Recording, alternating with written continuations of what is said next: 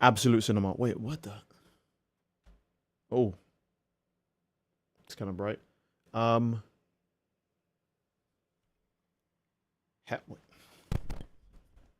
feel like this isn't centered. Whatever, it's fine. Let's check the stream chat. Hell yeah, maybe. Are we live? We live. Hell yeah. All right. Cool. Epic. Awesome. Nice. Tight. Hello.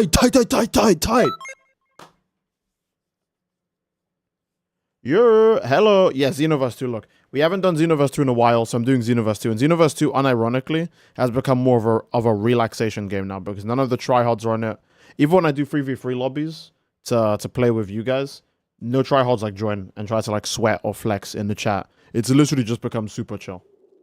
So, don't get me wrong, Xenoverse 2's gameplay still isn't the best, but we usually can just chill when we're on it. And I think that means something to me, man. Also, here are two things. One, do we talk about Dragon Ball Daima basically being confirmed as Dragon Ball GT? Like a modern canon Dragon Ball GT? Or do we talk about the newest Chainsaw Man chapter? Because we either rant or we have a good time. Elgato's freaking out. Wait. Okay, they didn't do anything. Elgato was tweaking just now. What the hell? Alright, well, I mean, at least nothing bad came of it. This game is so piss easy you can read chat while playing. Yeah, that's probably the best part. I can read chat while playing Xenoverse 2, which makes it so fun. These lights are bright as hell, man. Okay, let's turn this one a bit further away from my eyes. Good lord.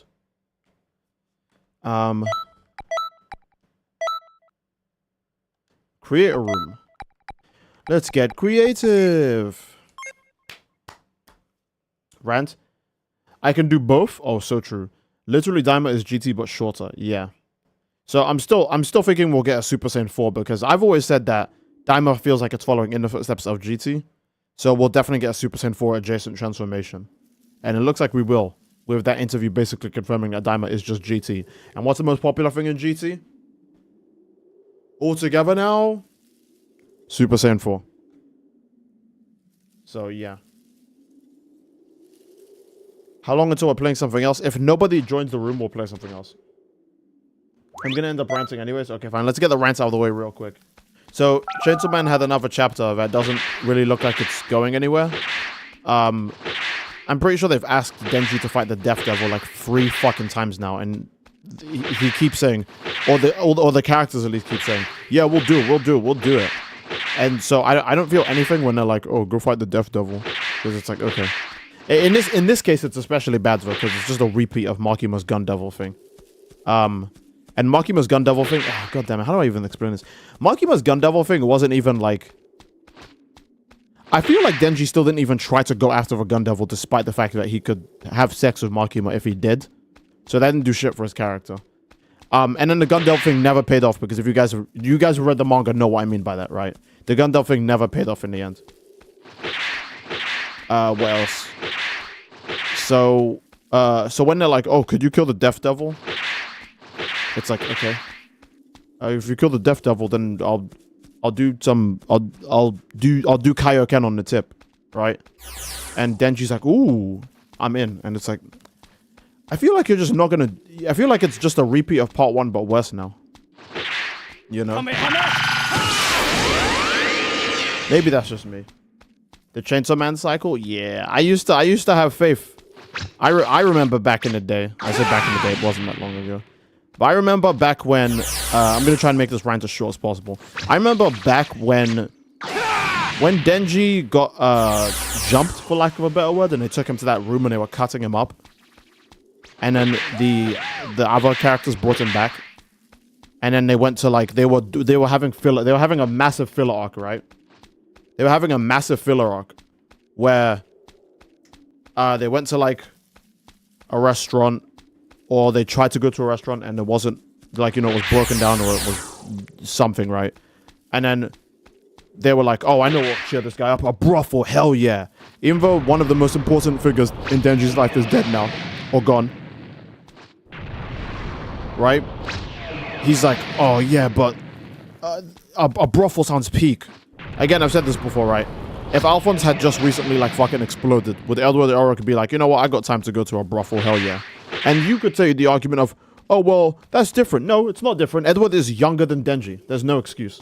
People like to always use the cope argument that Denji's a child. He's a teenager. No. Goku's smarter than this nigga. There's no... The fuck? Like, there's no argument to be had here. He's just a hope... Again... I don't like that Denji's character has become a hopeless gooner. It's kind of tragic. I'm not saying he was like Yuji Itadori or Deku or Goku or like some hero of justice or anything, but he felt like a character that was driven by more than just pussy. Like at a certain point, right? Even, oh my god, again, even the way he ends part 1 of the series is for the greater good. He weighs his options and he goes for the greater good. I feel like part 2 Denji would just let the final boss do what they want to do at the end of part 1. Does that not sound crazy? If I assume that? Because part 2 is hopeless. Like, Yoru is blasting away innocent people with her ability, right? And he's like, hey, stop that! What are you doing? They're innocent people. He's not even trying to like stop her for real. He's just like scolding her. Like when you're spitting spitballs in class and the teacher's like, hey, Johnny. Oh, thanks so much for $10 donation. Stuff like that, you know? I see 64 donated $10 super chats. I had a game where my entire team left because they didn't like my character. So I solo stalled the enemy team and carried my new teammate so they didn't ever tell me to swap off my main man, Jeff, again. Boy, that's actually Chad. Here's the number 1 advice I could give all of you Marvel rivalers. Never swap off your men. Spider-Man going 0-7? Nope. It's about to happen. The moment where you make a comeback, it's about to happen. Only 1 minute left on the match and you're 2-12. It's alright. It's about to happen. Trust. In all honesty, learn your character well enough, right? Learn your character well enough. Become good enough with your character. That when you feel like you're not doing good, you can confidently say, okay, I know enough about my character to know that it's not me right now. You know what I mean? So, see, how are you, bro? I'm alright. Also, Lord Rank, lovely. Nice to see you. Very cool. Steed playing Xenoverse. What year is this? Oh my god. Goku went on a whole side quest to revive a kid's dad. Yeah. And he's an absolute baby as well. He was a... Well, how old is Goku at that point in the story? Like 14, 13? That was before the Red Ribbon Army... No, that was during the Red Ribbon Army base. That's before he fights Tien. So I don't remember how old he is then. He's like 13 or 14. And Denji's 18 in Chainsaw Man Part 2. And I know people want to say, oh, he doesn't have a normal development, blah, blah, blah. I think Goku's development is weirder than his. It's not worse than his, right? Because Goku, like, lived a happy life, but it's weirder. He's more ostracized from society. He has less knowledge of what's right and wrong. And he still turned out all right. So why is Denji just brainless? You know what I mean?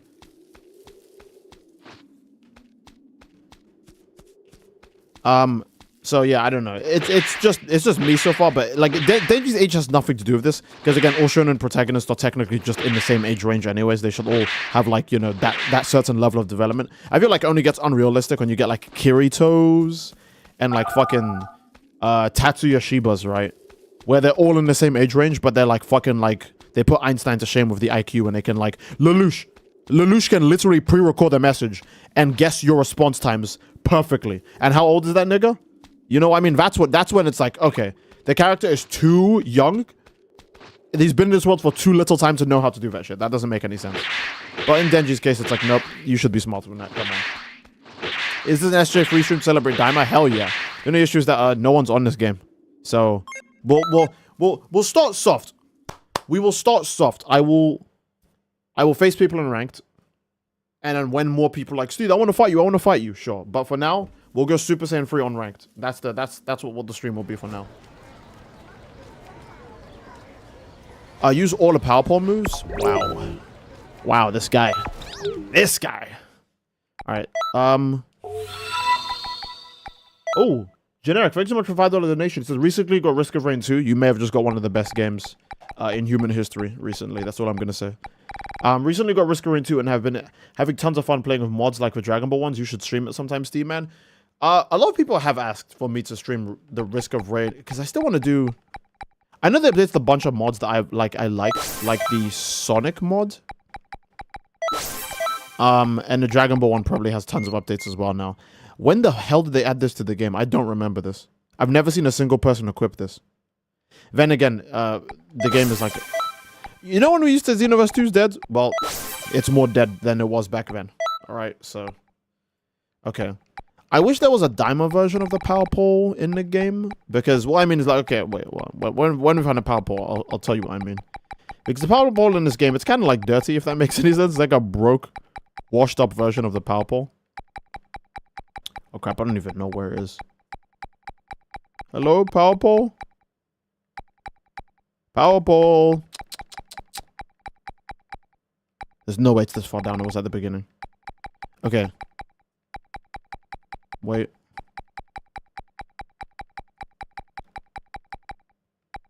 No. Yes, okay. Here it is. The power pole in this game is like kind of... Can you see what I mean? It's like too... It's probably accurate with some of the colorations of OG Dragon Ball, but we do need a dimer version of the power pole with the strap that goes on the front. I think that'd be cool. Power pole looks like the color left it. Yeah, no, exactly.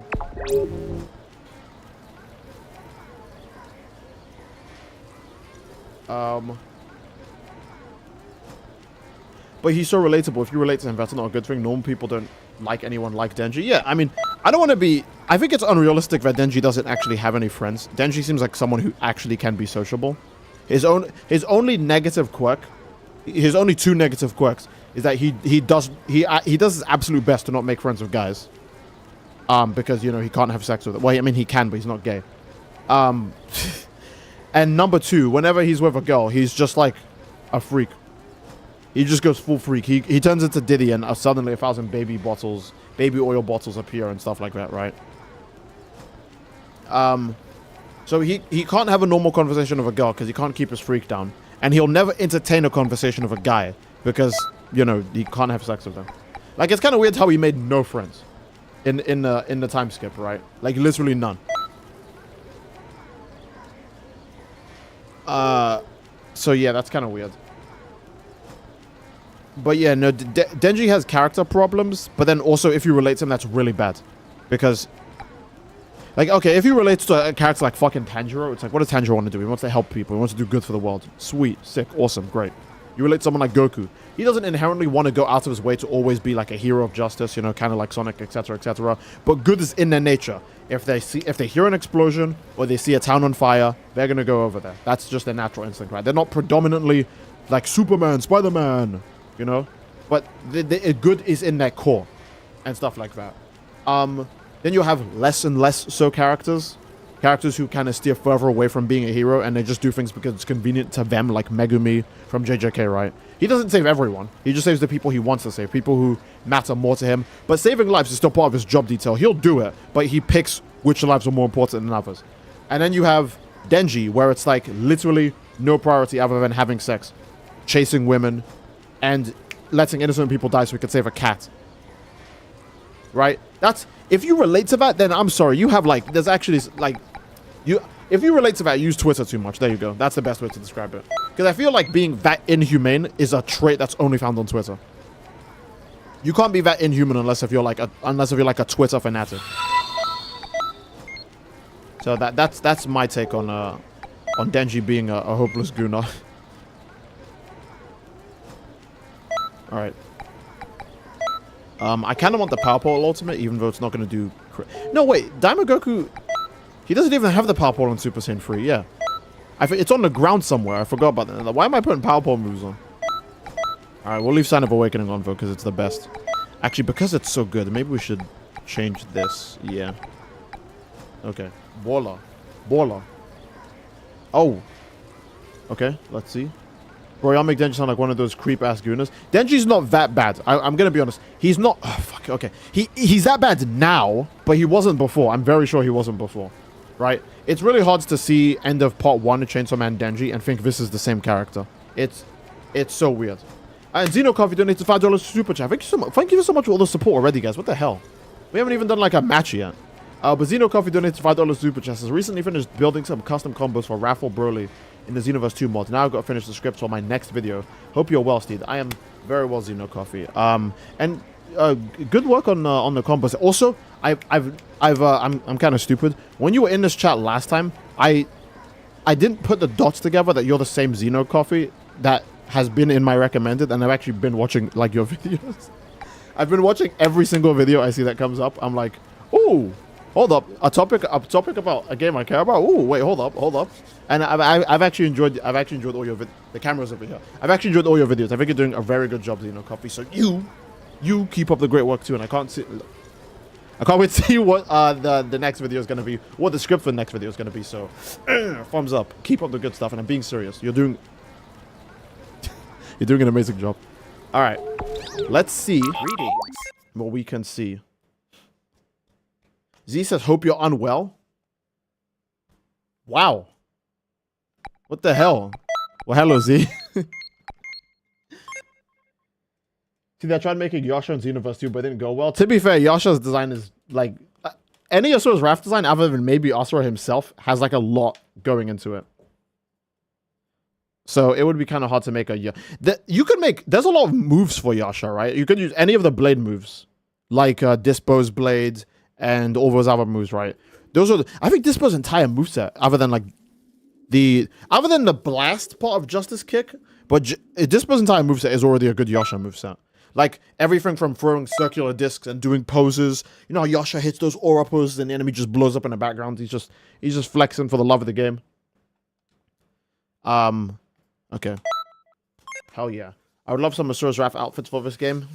It ain't never gonna happen. Alright, fighting a male Earthling, so get ready. Get ready. We're about to be so back. We're about to be so back right now. I hope you guys are ready. Ooh, this map. You know what? I don't mind if... I already expect him to cheese anyways, so... I'm gonna at least go Super Saiyan 3. Because I want to. Ooh. Alright. Power Pole. Alright. Wasn't this invincible on PlayStation? I don't remember this... yeah, I don't remember this being unbeatable on Xbox. It's only PlayStation where the connection is so bad that becomes unbeatable. Okay. Ooh. Alright. I keep forgetting beams in this game aren't exactly the fastest. He is very patient. My goodness, he is extremely patient. Okay. Oh! I tried to do Kamehameha, but it just didn't come out. Alright. Man, this game is a load. Oh, this game is a load? Power Pole Pro? Yeah, Power Pole... I think Power Pole Pro is OP, but the connection has to be really bad for it to be that OP. I remember that was like a big thing on PlayStation. Alright. Let's see. Maybe I should have done Sign of Awakening. Oh, okay. Hell yeah. Okay, I have really low stamina right now. Hell yeah, okay. That combination, honestly... I almost got screwed over. Yeah! Alright, come on, Power Pole. Oh, never mind. Wait, should I have done Sign of Awakening? Or Jiren's Ultimate? That might beat the limit burst there. Okay. Super Saiyan 3 does give me damage reduction, so I'm just gonna have to take whatever abuse is coming right now. And hope... oh! Alright. He doesn't have that much stamina left in him, though. This guy is very patient. Also, while the Daimagi looks good in SSJ3, so vibrant. Yeah, Daimagi is already colorful as hell.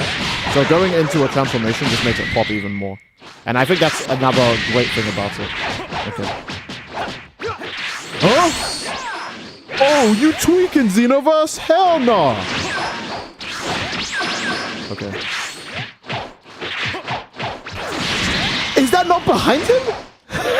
What? Oh my goodness, I'm screwed. Oh my god, look how far away he can connect to a combo. He can connect to a combo from so far away. But apparently, I'm not even hitting it from the back. Xenoverse 2 is a hilarious game. See, even when you get a match at Xenoverse 2 that's admittedly like pretty clean, the game still just does its best to make sure that you're not having fun. That's why it's a game I put none of my effort into. Because imagine you try hard in this shit just to get screwed over by a raw netcode. That's so unfortunate.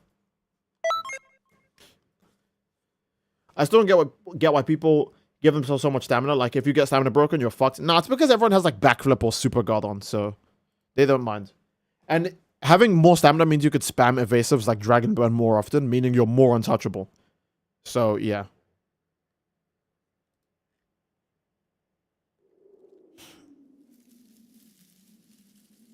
Boom, boom, boom, boom, boom.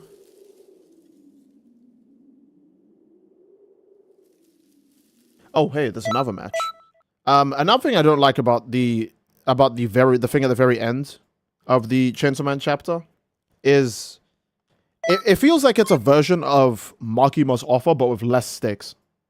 I don't know how, but it feels like it has less stakes because, and it could, I don't want to be rude, but it feels like Fujimoto has become worse as a writer.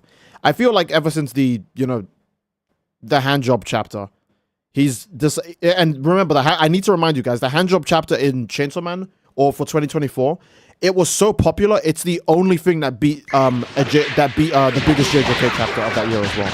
And I'm gonna remind you guys, the biggest JJK chapter was the comeback of the strongest. If you guys know what I mean, right? The comeback of the strongest. That was the biggest chapter. The only thing that could beat it was the Chainsaw Man handjob chapter for that whole year. And Fujimoto definitely saw the success of that and thought, oh, people like sex, duh, that's why it's called sex appeal.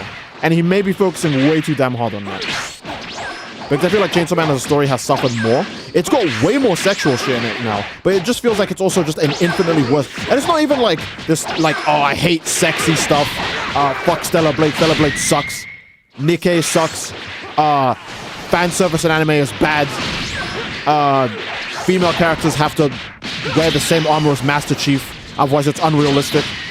You know? I just feel like Chainsaw Man actually just like sucks. Like it's actually just worse because they focused way more on like the sex appeal and like abandoned everything else. Because when you have your #1 chapter beat JJK's #1 chapter, despite the fact that your series is like infinitely less popular, makes infinitely less money, etc., right? That makes a nigga go, okay, there's clearly something I need to focus on, right? And this is the part I need to focus on. Because I'm not trying to be a dick. That's just how shit works, you know? I'm so glad you didn't react to that. Okay. Oh, now it's my turn to get this Xenoverse cheese connection. Hell yeah. Unlucky.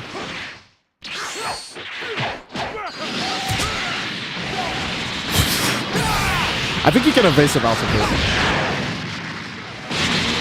He had it too. What?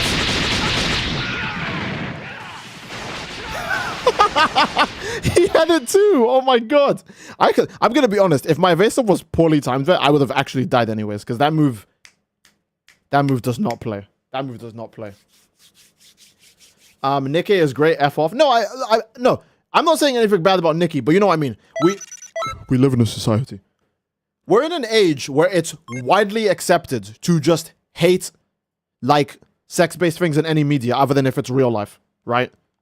Support sex workers, yada, yada, yada, yada. We don't call them prostitutes or whores or whatever the hell anymore, right? We call them sex workers. But if you dare look at a fictional woman, like, she kind of fine though. You're a gooner. End of story. No ifs, ands, or buts. Get to the back, gooner. We don't want your opinions. You know what I mean? So, Fujimoto gets this not fan base per se, but people wanted to see, the Chainsaw Man handjob chapter. That's what I'm going to call it. They wanted to see that chapter. And he's like, oh, the people locked in and focused on this. So I'm going to make more things like this. When it's like, brother. No. No. He should, he should spend more time writing the story. Where was this point coming from? Oh, the point was basically... Yoru, because if you're an anime fan, you're not gonna know who the fuck Yoru is, right? But Yoru gives the ultimatum. It's the exact copy paste thing as Makima, right? Where it's like, if you beat the insert unbeatable devil, then I'll let you do anything you want with me. Except in this case, it's more explicit. She just straight up says sex. But there's also an ultimatum. It's you beat him, or I turn you into a weapon. With Makima's one, there was no or this, right?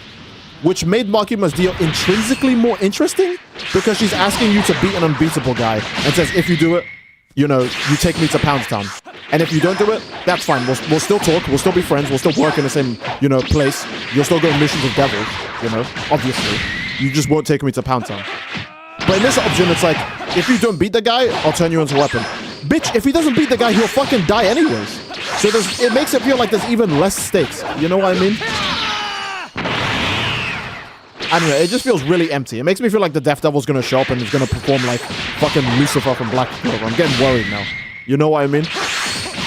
Like, it already feels like they're taking the stakes away from the fight by going, oh, if you can't beat him, then I'll turn you into a weapon. If you can't beat him, he'll die forever. That's what the Death Devil does. So, you know? Ooh, but wait, there's more! Oh, cool, a fake blast. That's so interesting. We can't let Denji be happy? Yeah, apparently they don't ever want him to be happy. Oh, crap. Okay. Hell yeah! I flew straight into that. Okay. Ooh! So we have the same stand! Interesting! Oh crap, okay, he's locked in, There's more!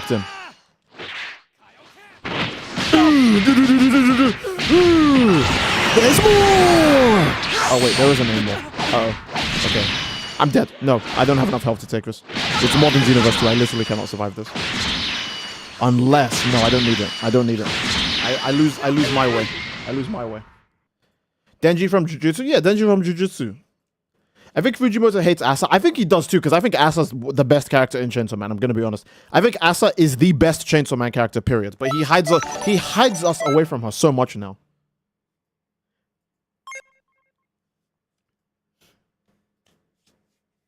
Washed and fumbled. That's my streamer. Hey, leave me alone, alright? Like, they don't want Spider-Man to be happy. Yeah, they don't want Spider-Man to be happy. B-Man donates $2 for Super Chest. The Death Devil should be the awesome Grim Reaper JPG. Oh, so true. But hey, I'm gonna say this now as a JJK fan, right? Every single time we got a chapter, Chainsaw Man fans tried to make it about how their series was better. And now when JJK is completely finished and Chainsaw Man has all eyes on it, and it's getting flack after flack after flack,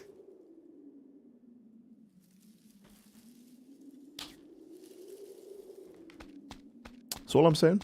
That's all I'm saying. They don't even need to be a JJK fan or a JJK hater to be like, hey, this isn't very good. And everyone can see it now. There's no ifs, ands, or buts. You can't hide behind a more popular manga currently airing right now and taking up all the attention. So that way people don't notice all the weird shit you're doing, all the cringe shit, all the character regression you're doing in the background. Now you got all eyes on you. The stage is yours. Show us what you got, Fujimoto. And he just throws Nayuta's fucking severed head on the stage and goes. And then he walks away. Oh, and then Asa gives Denji a lap dance, but only after the 5th hand job. Also, a fun thing, Steed, my friend's got a code for the Elden Ring Night Rain beta that he gave me, so I'll be in there. I'm fucking psyched. Hey, I didn't get a code. I'm not sure if I can play through... I'm not sure if I can play it anyways, because Prolefsy got a code. And we have, like, console game sharing. So I'm not sure if I can play it through him. But if I can, I'm worried that I won't be able to play with him if I use his code. Like, only one of us can be on at a time, so... Ooh, that sucks. What was I going to do again? Oh, I was going to pick this. Of course. Of course. See, if there was a Cook Devil, would Denji be its main power supply? A Cook Devil? What, you mean the Falling Devil? I guess Falling Devil's kind of a chef. Do you think they'll make Supreme Kai playable in the games again? Sorry if I'm mentally ill about him. That's a good point. Yeah, what the hell? Supreme Kai just stopped being playable. Now that you mentioned it, Xenoverse... Well, not... Fighters only picked a few times. But Xenoverse and Sparking Zero are making him playable? That's kind of weird, actually, now that you mentioned that. Like, if it was just Sparking Zero, then it'd been like, oh, okay, sure. But Xenoverse 2 as well. Oh, okay, I was too slow to grab him there. The recovery on that last swing is really bad. Well, that last hit does do quite a bit of damage. Alright. We're just gonna have to... I forgot you could vanish in this game. Gonna be honest, I completely forgot you could vanish in this game. I don't know why. I think I'm so used to Sparking Zero's gameplay, I deadass forgot I could vanish. I was just taking the beating going, well, going for a super counter is gonna be a bit hard. And I just didn't vanish. Damn, that's crazy. Oh, man. Woo! Woo! Okay. Ooh, wait. Please look in the right direction, Xenoverse! Okay. Shout out to Budokai Free Supreme Kai. Oh, he is playable in that game. Oh my goodness. I I feel like that's fake. I'm not saying you're a liar. I'm just saying that the memory of Supreme Kai being playable. Can you break that? Oh, you can't break that. Okay. I just don't remember Power Pole enough. My apologies. Oh, that goes behind you. It goes behind you, and it doesn't even have like a visual animation to show it's going behind you. That's nasty. The Power Pole motherfuckers think it's 2017. They do in fact think it's 2017. Supreme Shinkai stopped being playable after BT3. Holy fuck, he hasn't been playable in the game for almost 20 years. And yeah, like Generic said, I helped revamp team build his custom combos. Holy shit. Oh, massive shout out for that, Coffee. Really? He wasn't playable in Battle of Z? Oh, he wasn't in Raging Blast, was he? I don't remember. Wait, I don't remember him having a moveset in Raging Blast. Maybe he was Kabito Kai in that game? Hold on. Surely this guy was playable in Raging Blast too. No, he wasn't. I played that game recently. I don't remember seeing his icon. Let's just check. Okay. Nothing.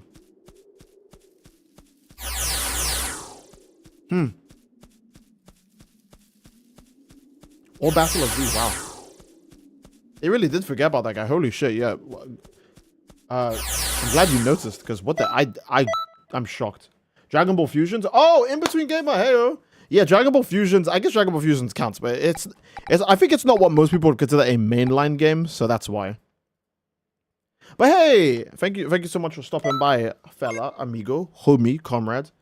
Last game Shin was in was Fusions, yeah. I mean, Dragon Ball Fusions is still a good game, right? But it's not a mainline series game, so I understand, you know, I understand what he means. Well, I understand what everyone means when it comes to Supreme Kai, because wow, I didn't even notice that. I guess I just deluded myself into thinking that he was still playable for some reason. Legend doesn't really count. Oh, Legend Supreme Kai. I know everyone loves getting Legend Supreme Kai in their summons. That forward-facing image. I know everybody loves that. All right, this guy's in Blue Evolve, so I'm fighting a really uphill battle right now. I like how that doesn't... Okay. Oh my goodness, the tracking is crazy. Ooh. My best bet is to see... Oh! Oh! How many bars of stamina was that? Like 5? I managed to... But look how low my stamina is now.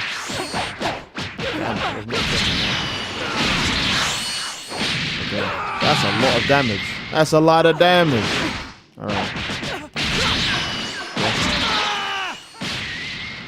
We're going to be taking that for a bit. The worst part is that we generate stamina really slowly from those combos because they're all Savage Strike combos, which always put you on the ground standing.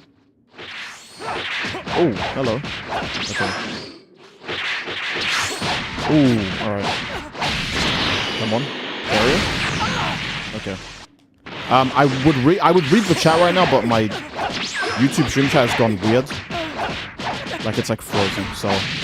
I'd be reading the chat, I swear.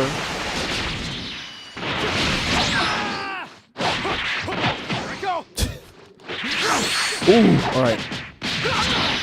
Come on, even if you limit bursts. Aye, there we go. Alright, now I can read the chat. The chat just died like midway through the fight. Alright. Is that Vegito black? That is actually black? I'm actually upset we got King Cold and Sparking for Supreme Kai because Supreme Kai objectively has more source material to adapt for a moveset over King Cold, who legit has nothing in comparison. Yeah, and I don't even think... Does King Cold even appear in a story? Like, I know you... Do you play as DBZ Trunks at all in Sparking Zero's story? I'm pretty sure you don't, so King Cold didn't need to be in the game. Because you only play as DBS Trunks, right? So you skip King Cold. There are too many characters who don't show up in the story, though, to be fair. Like, basically every single movie villain, right? But I'm very shocked Supreme Kai didn't make it in. All King Cold did was take a sword from Trunks and get shot in the chest. Yeah. You guys peeped in your Thunderbolts trailer? How the fuck is Marvel Suicide Squad gonna fuck with Sentry, bro? I've seen that. That looks like an unwinnable fight, but I'm curious to see how they pull it off.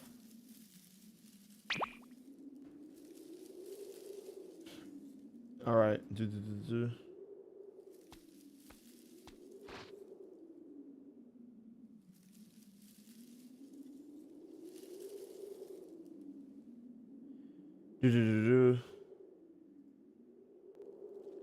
Oh, it's Dropout Ludo. Hey yo.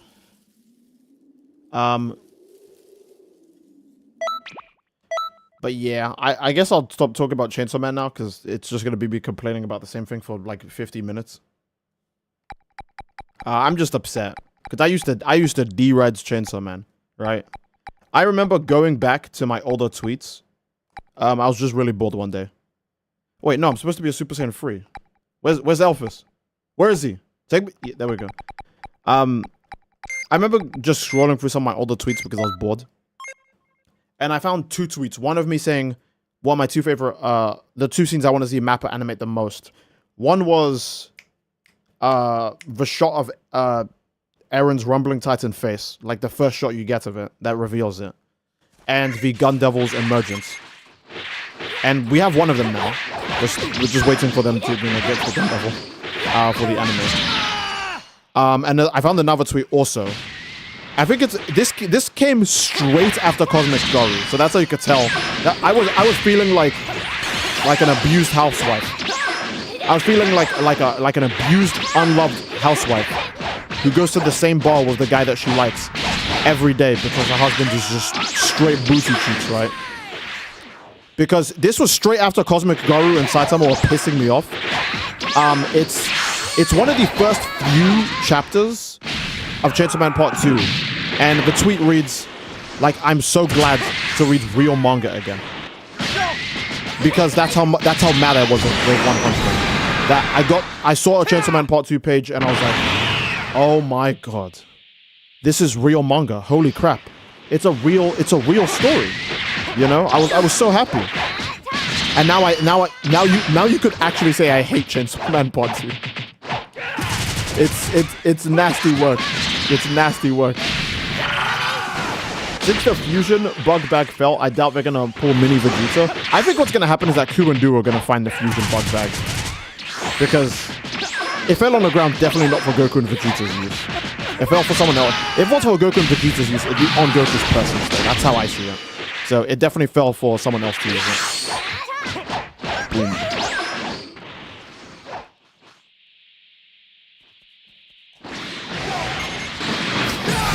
Run from it, hide from it. You can't escape full power destruction.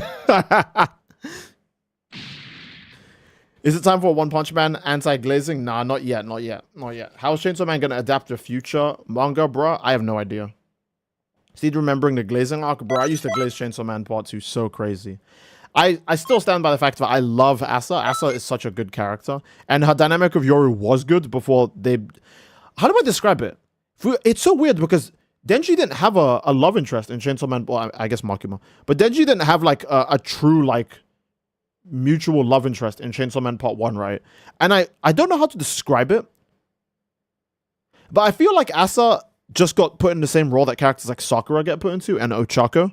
I don't want to say, I don't want to do the, because she's a woman, she now just has to be the main character's trophy that he gets at the end of the story. I'm not saying it like that. But now that Fujimoto has an actual end goal for Denji to work towards, boom, fuck Asa, she's gone.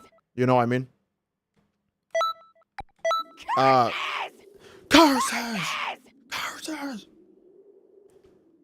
I think Q is really Q in the same pronunciation because of B, C, D, I see.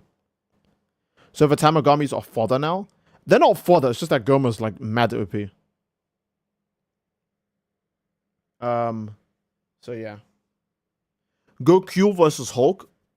Obviously Hulk loses. Goku beat Beerus. Well, Hercule can beat Beerus, and he's now fused with Goku, so like, come on. Wrap this shit up. We don't need to have this pointless debate. What can Hulk do? Get mad? Get low diffed by Thanos? All I'm saying is that when Thanos was punching Hulk, we didn't get told by the Supreme Kai that the universe was going to get destroyed. So that means Thanos just has normal attack power. Yep. Meanwhile, Hercule said he beat Beerus. Like, why would he lie? Beerus came to Earth, And then Hercule fought Beerus, and now Beerus is gone. So do the math, right? Fucking very rude of you. Very rude of you. So yeah, I think Hulk is kind of screwed. Thanos' war level, so true. So true.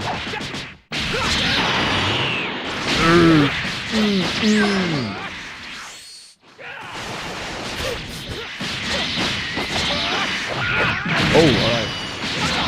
Hell yeah. I love it when the connection saves me. Hell yeah. Burst Kamehameha's first input is so good because you can recover immediately if anything goes wrong.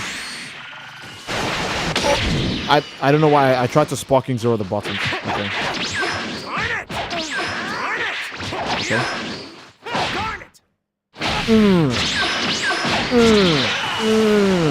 Oh. Okay.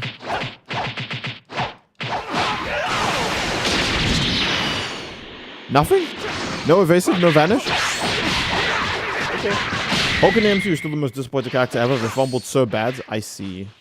I do wish Hulk had more to do in the MCU. But, you know, it'd be like that sometimes. Hell yeah. People see Burst Kamehameha and they think, it's my time to shine. It's never your time to shine. Burst Kamehameha reigns supreme, B. Hulk got humbled and turned into a yoga instructor? Yeah. I don't mind, I'm kind of stupid. Wait, hold on.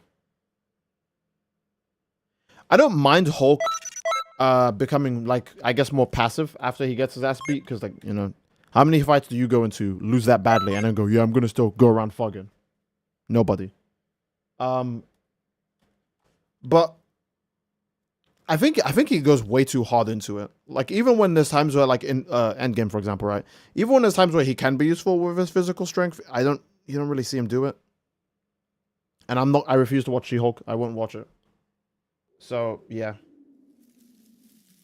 Remember, if you don't hate watch something, right? If you don't hate watch something, doesn't matter how curious you are. Oh, I just want to see how bad it is. No. I'm so glad we live in an era of people who are tired of hate watching stuff. She-Hulk comes out, gone. Velma, people watched season 1 for some reason. Why did you do that? Big mistake. Okay. Surely they won't watch season 2. Season 2 of Velma, nobody peeped that shit. So guess what? The canon ending of the Velma show is that Scrappy-Doo kills her, and then the series ends because they didn't get a season 3. So Scrappy-Doo, I'll go. What did he say? Puppy power? Never talking shit on Scrappy-Doo's name ever again. You won't ever catch me ever saying anything about this character. He stopped for great evil. You know? Halo TV show. My God, was that a fucking abomination. People watched the first season because obviously, you know, live action Halo show, you'd want to see it. But, you know, they had their fill. They saw how bad it was. They're like, okay, I won't come back for the second season. Second season comes out. Nobody watches it. Fails. I am so glad we finally grew up as a species and stopped hate watching. Because when you hate watch, you make these dumb fucks convinced that they can make Kino. And then they just continue to give Master Chief sex scenes. Stop giving Master Chief sex scenes. I can't relate to him if all he does is fuck. Alright? But in all honesty, Master Chief's character in the show is fucking horrible. Right? End of story. It's horrible. And it's not the fact that, it just like the Halo sprinting thing, right? It's not the fact that Master Chief sprints or the fact that he fucks. It's who he's fucking. He's basically having sex with the fuck. It's like a human that's in the Covenant. She's basically the Arbiter for Halo Season 1, right? I want you to go play Halo 3, take away all of the character between RB and Chief, take away their mutual guidance to fight for the same side and defeat Truth and stop the Flood, and just make them fuck the moment they see each other, right? The first scene of Halo 3, your armor suit is jacked up, Chief. Your armor is still jacked up. The gel impact took for Leia, but, you know, you're still a little bit fucked, you know? Chief sees the invisible thing in the background, and he grabs the Marine's pistol. Johnson goes, Chief, wait! And instead of taking the gun to Arbiter's chin, he just grabs Arbiter's split jaws and starts making out with him. He's going... And Arbiter grabs Chief, he grabs the back of Chief's armor, he's digging his Sangheili claws into Chief's backpack, and Johnson's like, well, I'll be taking his hat off, and the rest of the Marines are like, what the fuck? And they're just making out aggressively. The kissing is so loud. the brutes later down the line on the level are like, what the fuck is that noise? Who is that? What the hell is that? You know? Master Chief has to keep his helmet on if he's having sex. I don't care what anyone says. That's the worst part, right? They're just making out aggressively. That's the Halo TV show. I mean Sanghelivo? Okay, look, Arbiters are voiced by Keith David. All I'm saying is I wouldn't blame anyone for liking that. That's all I'm gonna say. Nah, babe, the helmet stays on in bed. Stop, I beg you, please. I got cooked again. I'll be back. I'll see you soon, then, Dropout. Wait, he's cooking. Not the Halo show. I hate how he's the dude of unknown face. Yeah, literally showing his face all the damn time. It's, yeah, oh my god, man. And the Halo TV shows, I know they used the cope of, and I'm going to explain my actual reason for this, right? I know they used the cope of, oh, how are you supposed to show emotion if they have their helmet on? I'm going to kill you and I'm going to strangle you. Because we've had plenty of characters throughout history who can emote without their face being shown. We've had plenty of characters throughout history who have stoic faces that don't change, like Optimus Prime with his mouth guard, right? That can still show emotion. And they're over here like, oh, how do we show emotion? It's not like there was just a successful series called Mandalorian that came out. I can't help you. I cannot help you, dog. Do you know how much funnier, how much better the Halo TV show would be if every single... Oh, bro. Bro. Just make Master Chief more like... Okay, here's how I do a Halo TV show, right? I just do Halo 1. Oh, we're fighting a typical food tryhard. Okay. I would just do Halo 1. That's what I would do for the Halo TV show. Halo 1's exact story. I would change some aspects, obviously, to make it easier to, you know, consume as a television product. But I would just do Halo 1. Alright. This is about to be really sweaty, so I hope you guys are in for a really boring fight. Oh my god. That is some sweet connection. Alright. Ooh. Alright.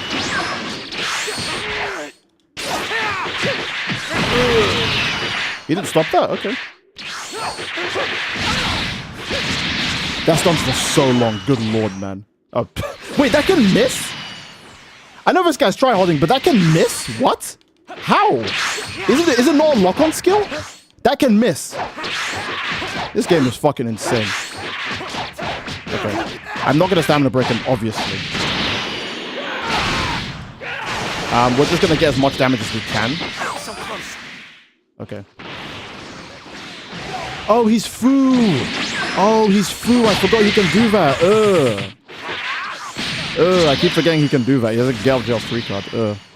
It's not enough to play easy peasy baby mode characters. You have to have a Gale Gel 3 card too. I need stamina, so. Oh, you got a little bit impatient there. And the game screwed me over anyway, so you're alright. The game screwed me over anyways. It's okay. Alright. Sweaty Fu in 2025, it'd be like that. We are playing Xenoverse 2 ranked after all. I think he's pressing so many buttons he accidentally grab spams there. Or went for a grab there. Alright. This guy should already be dead, but... Instant rise #1. And he's got Fu's OP ass evasive. Oh, not evasive. Super attack that can, like, protect him from anything. So, there wasn't shit I was gonna do about that. He's trying 100% anyways. And he's using an OP character, so I can't feel bad. The fact that he struggled that much is enough for me. Play a good game like Dokkan? Nah. Nah, I don't think I will. I haven't had Dokkan installed for like a year now, I think. Tryharding on Xenoverse 2 2025 is pathetic. It is, but I don't think he can win at any other game, so he has to do it here. At least keep this away from good games, right? Because think about it. If this guy plays like a better game like Marvel Rivals, he might end up on my team, and I don't want that. I don't want someone who needs sweaty tryhard Fu on my team. I'd much prefer if he quarantines himself to Xenoverse 2. I can't even be mad. Stay here. Stay here. Quarantine yourself. Nigga, I don't care. Good. Good. I don't want you anywhere else. Stay here. Now that I don't have to play this bullshit every day, I'm so happy that the Xenoverse 2 players stay here.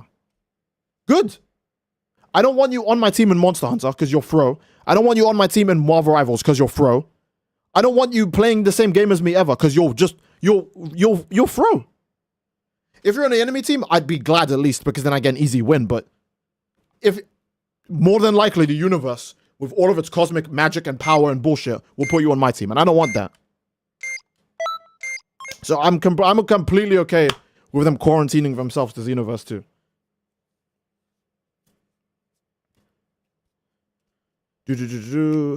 Supersonic versus Shadow, definitely peak in my opinion. Closest we'll get to a live action Dragon Ball, basically, yeah.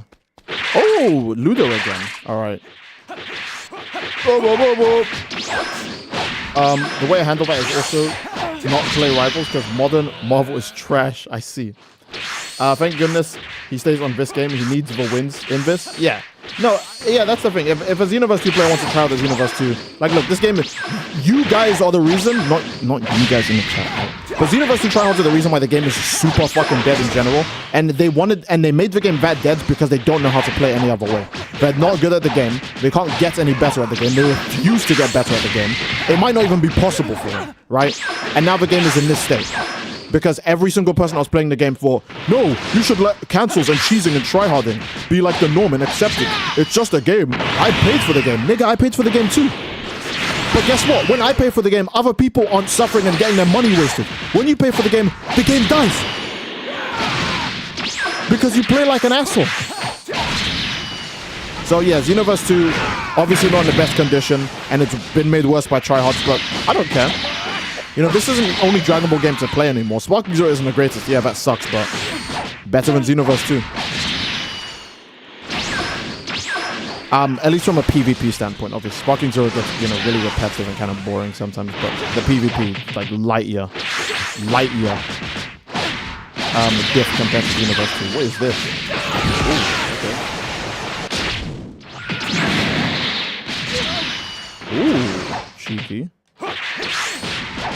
I actually forgot what the block button was there. I'm not even kidding. I just let him hit me because I genuinely forgot what the god button was. I think I just died. Wait, no. Burst Kamehameha, yes! Oh, top 10 moves! Top 10 moves. Actual top 10 moves. Who got more disrespected? Infinite from Sonic or Hulk in the MCU? Hulk? Because Hulk had a reputation. Infinite was just a guy. You know?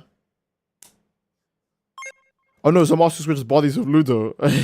Ludo not playing Goten? Blasphemy. So true. Alright.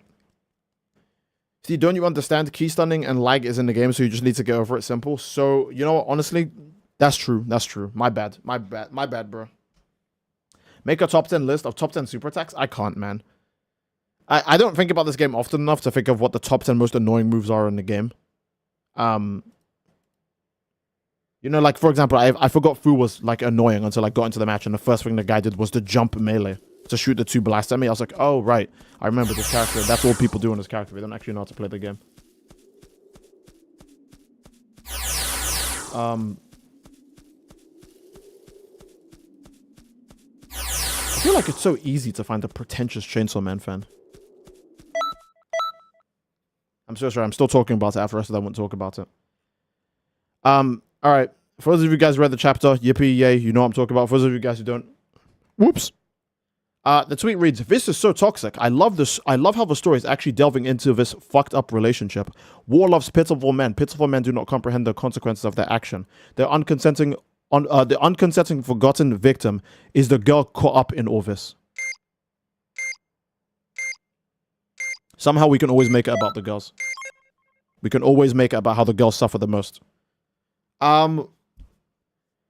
So apparently Chainsaw Man's writing needs to be sacrificed so you can write a story about how war is bad and women also suffer in war.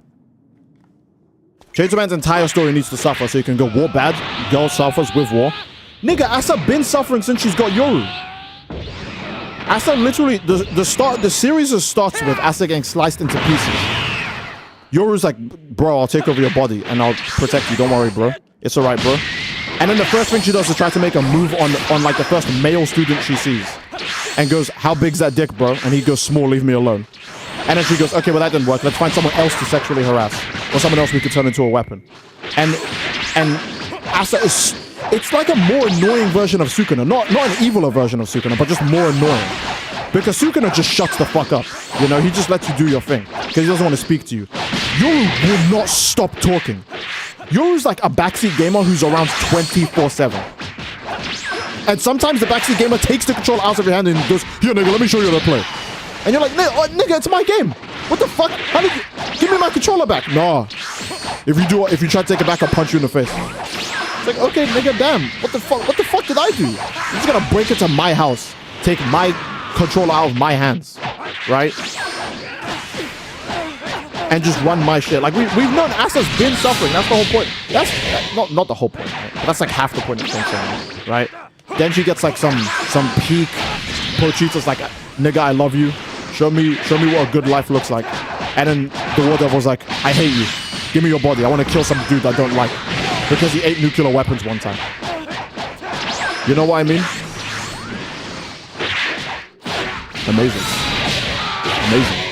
Amazing stuff, really. So glad Rant Dojo is here to stay. It really is the case. Smaller, leave me alone. Steve, you better chill before Denji joins the chat. Denji won't do shit. I'll just get my fucking Satsuki figure and I'll just hold it in front of the camera and he'll get put in a goon hypnosis and he won't be able to think anymore.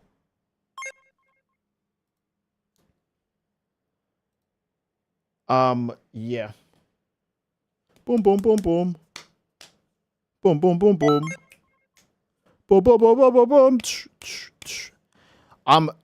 I know we asked the question earlier of, not earlier, but in a different stream.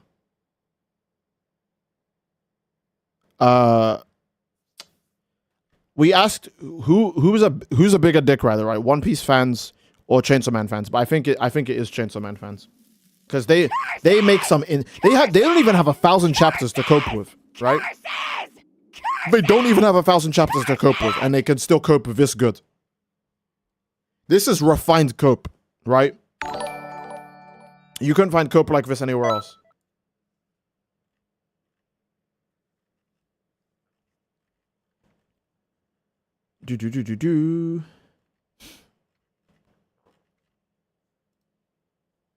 Not One Punch Man fans or true copers. No, One Punch Man had a big, like, awakening recently, right? The people in the One Punch Man subreddit are all fighting. People on Twitter, like, openly dislike One Punch Man now, you know? I feel like One Punch Man has had, like, an awakening, right? The people opened their eyes for once. Like that one edit of King Von where he opens his eyes and they're, like, red or some shit. And he's, like, grayscaled. They open their eyes and they're like, oh, shit. Wait a minute. Maybe this is bad.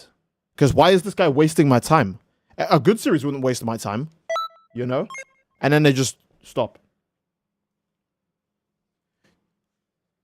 Maintaining the agenda is our top priority. One Piece went pretty hard on Gear 5 just because bigger D-riders of Dragon Ball poked them. I see that one tweet explaining why Yoru being Diddy makes sense. I don't think I've seen the one tweet in question. But Yoru is Diddy. In case anyone was asking. That is true. Yoru is in fact Diddy. I love to like on your videos. Oh, thank you so much, Jeremiah.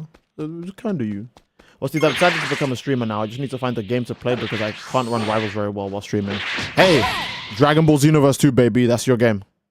If you want a peak game to play, Xenoverse 2's got your back. Okay, I was just waiting for that, to be honest. I was waiting to see if you would go for a disrespectful evasive at the end.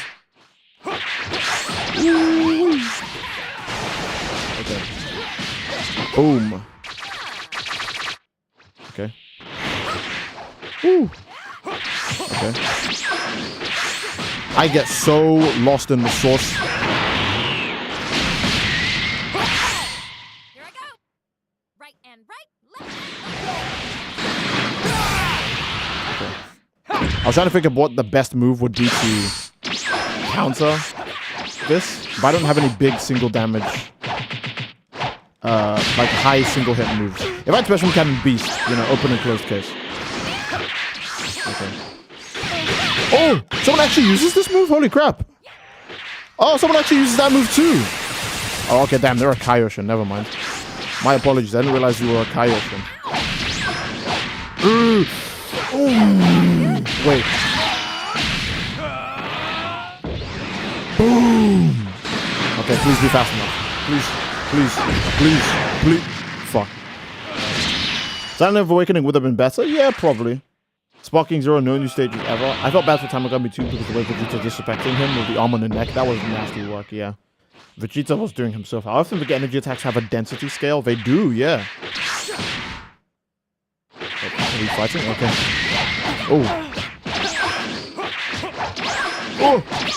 Oh, I have no stamina. Right, I probably should have got my stamina back. Okay, this is fine. Ooh, okay. We just need to be more locked in. It's fine. It's fine. We don't have armor when we're doing that. That's why Sign of Awakening is so peak. You don't have to suffer the incompetence of armor.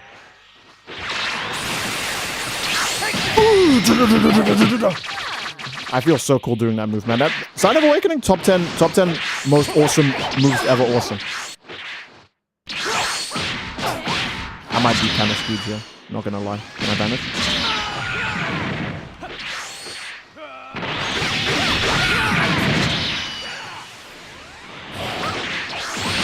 Okay, okay. It's only gonna take a tiny bit of damage to decide the winner here. What is that? Oh.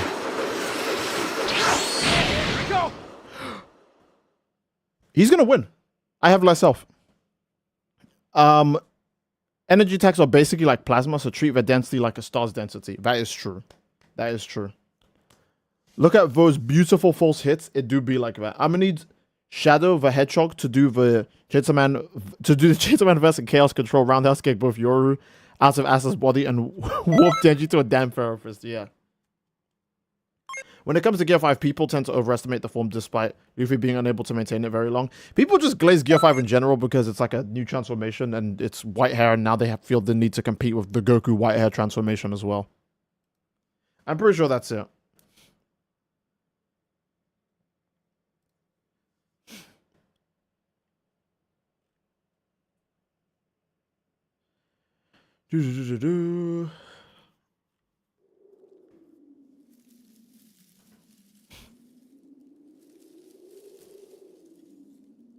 Oh, there we go. We found someone and they're wearing the Daima gi as well. We got taste here.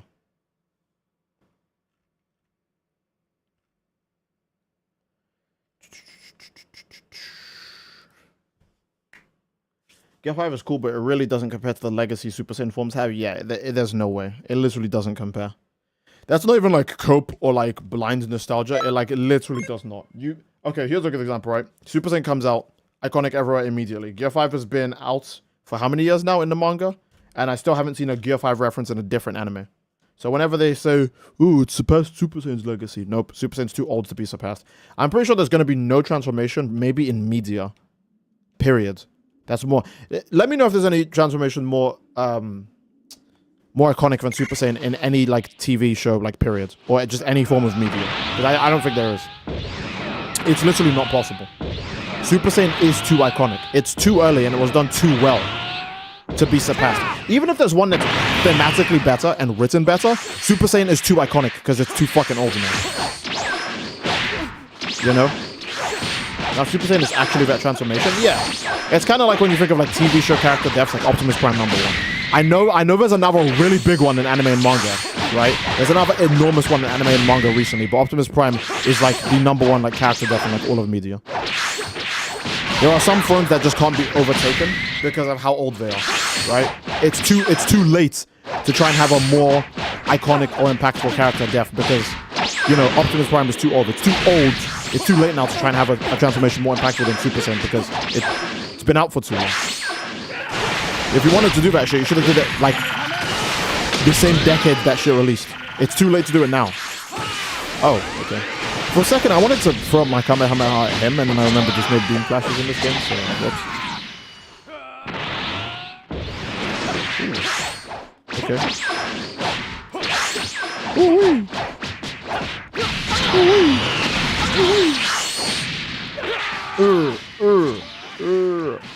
Oh, okay.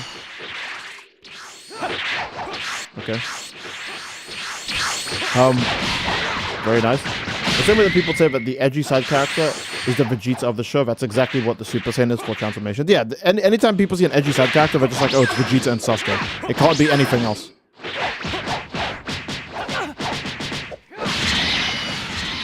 Okay. I probably shouldn't take that. Okay. If you say so. Boom.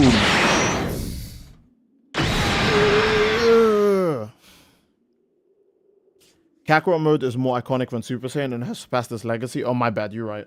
I think the only One Piece references are probably Luffy's hat. That's it. Yeah, that's pretty much it.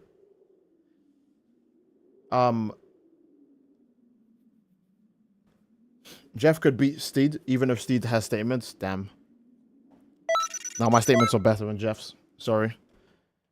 God, these waits between DLCs make me cry. Yeah. Steed, there are a bunch of teens screaming Bankai outside my... Right, the timing is hilarious. Bankai! That's pretty funny. Bankai is like so old now. I feel like you rarely see people saying anymore. I'm not gonna lie. Domain expansion kind of took over Bankai, and domain expansions aren't even like common. Like in the series, I'm trying to think how many characters actually have real domain expansions. Sukuna, Gojo.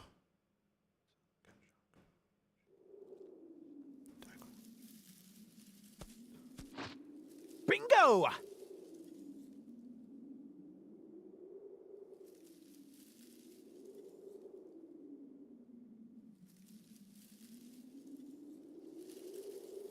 Bingo! Maybe like 12?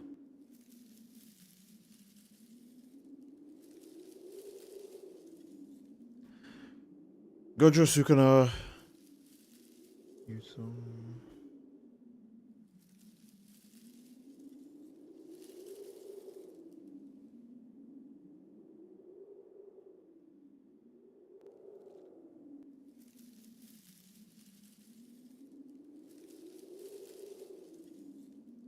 I think it's like 12. 12 or 14 characters that have domain expansions. And then in Bleach, everyone has like a fucking Bankai, right? Like literally everyone. Like if you don't have one, then why are you even here? Go away.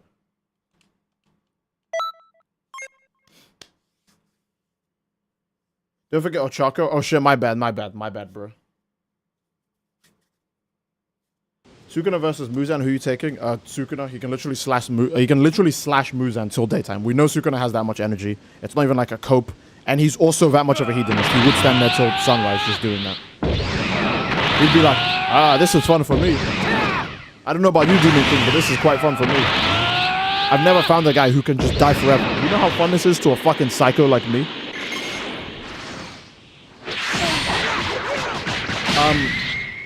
So yeah.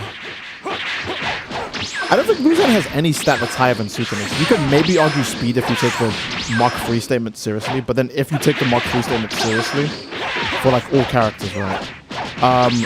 That would also mean that, like, let's say you get the worst speed feat ever, right? The Mach 3 one. You take the Mach 3 speed feat and now you have to compare it to the love hash you are getting hit by a speed of sound attack after dodging a lightning attack. Wait, hold up. There you go. That's why this ultimate is here, baby. Wait, there's more! Take this! You didn't teleport the entire distance? What kind of fraudulent move is that? Bruh. You know the two devs hating.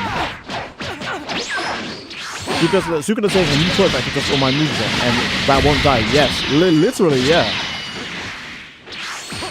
I can literally see Sukuna being so bored. He probably wouldn't even kill Muzan. He'd be like, oh, Orame, freeze this nigga. I want to torture him later as well. Like, you know?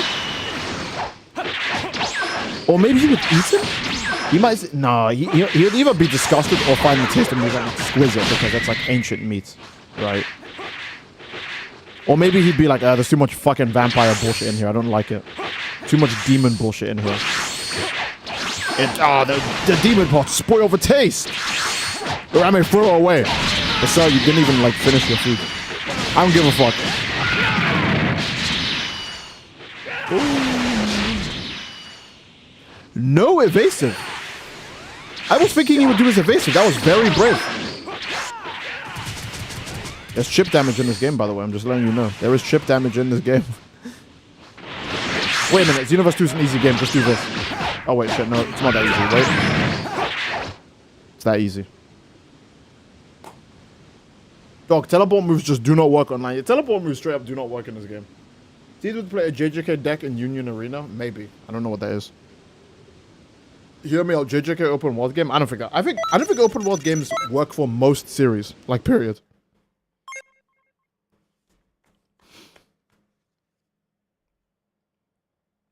Sukuna and Grim from Billy and Mandy trade places for 3 days. Yuji is Grim's vessel, and Sukuna are stuck as Billy and Mandy's best friends, and he can't kill them. Who's going nuts first? Grim could definitely handle that. Sukuna wouldn't go nuts, but he would be annoyed the entire time. Okay, no, they'd both be in the same position, I think. Because Grim can handle Billy and Mandy. Like, he's gotten used to them now. They're fucking annoying.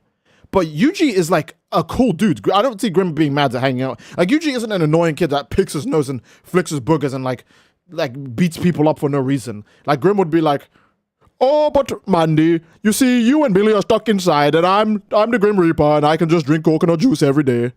And then Mandy would like rip his skull off from the rest of his body and like put it in like the toilet. And now he has to do the rest of his day with no fucking head. You know? Like, all because he said one thing. You know?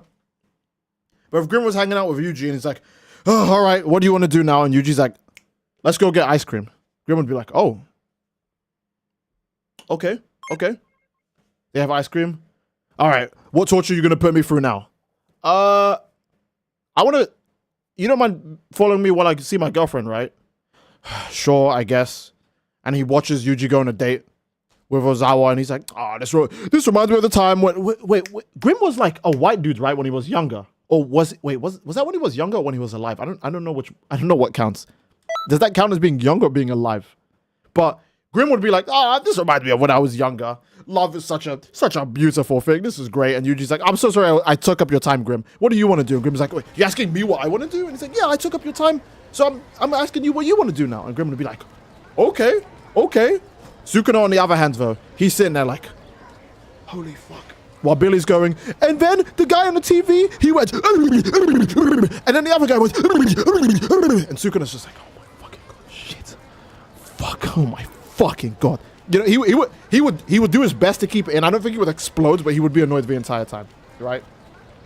Mandy would be like, Sukuna, go flush the toilet, and he'd go, you can do that yourself, and she's like, no, go flush the toilet, and he'd have to do it, you know? He just has to do it. That's a god. But Yuji effect, yeah, I think Yuji is one of the, he's kind of like, he's in that like Tanjiro range of, Tanjiro Goku? Yeah, he's in like that Tanjiro Goku range of pure good where you can see him really getting along with anybody. So, yeah. It also helps that Yuji can understand the soul, which makes it even laughably easier for him to connect to any other character, because he can literally just check. He could just touch you and just check. You know?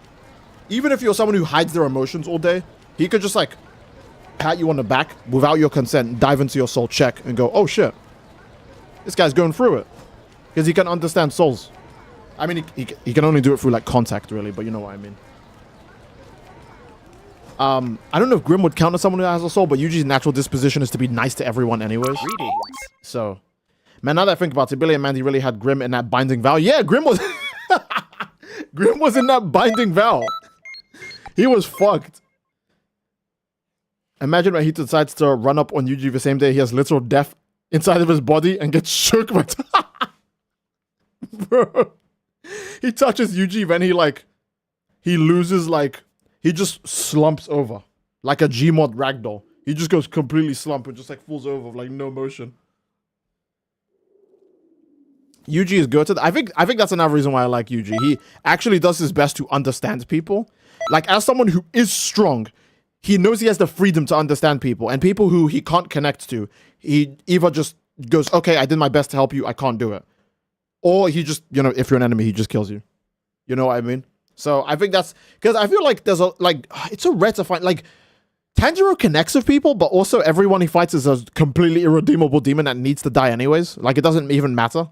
So it's like, okay, you know, whatever. Goku is I think that's another reason I like Goku so much. He can actually just connect to people. Even some of the connections which are kind of bullshit, like Piccolo Jr. and Vegeta, he just gets really lucky with those ones because, you know, a greater enemy shows up, so now they have to team up and then they become friends, right? Goku gets kind of lucky with those ones, but I like the ability for the protagonist to go, okay, I don't need to kill everyone I fight, you know? Let me try and connect with some people. I think that's cool. Wait, I'm stupid. I should have checked this guy's moves. Now I don't even know what his stick is. Get away from me. Oh, shit. Okay, he's aggressive. Ooh. Okay. Key cancel. And he recovered faster than me. What kind of evil work is this? And he's... Wait, he recovered faster than me twice. What kind of serious lag am I fighting right now? Oh my goodness, where's this connection? This is some evil shit. Okay. He has Dragon Burn. See, I would have known if I could check his moves at the start, but I couldn't, so. Ay. Okay. Him panicking so much is going to be the reason why he's going to lose so much health right now.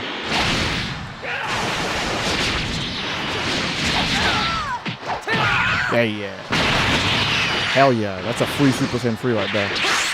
Dragon Burn protects him from... Really? Right away? I don't think Dragon Burn protects him from Sign of Awakening, so I want to hit him with that.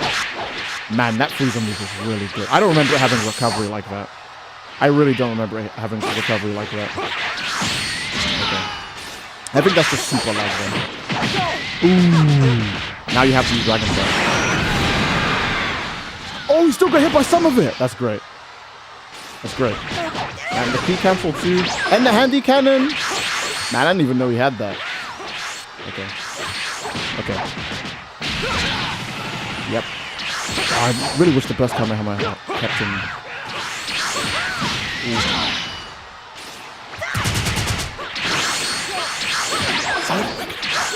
Oh, he just messed up.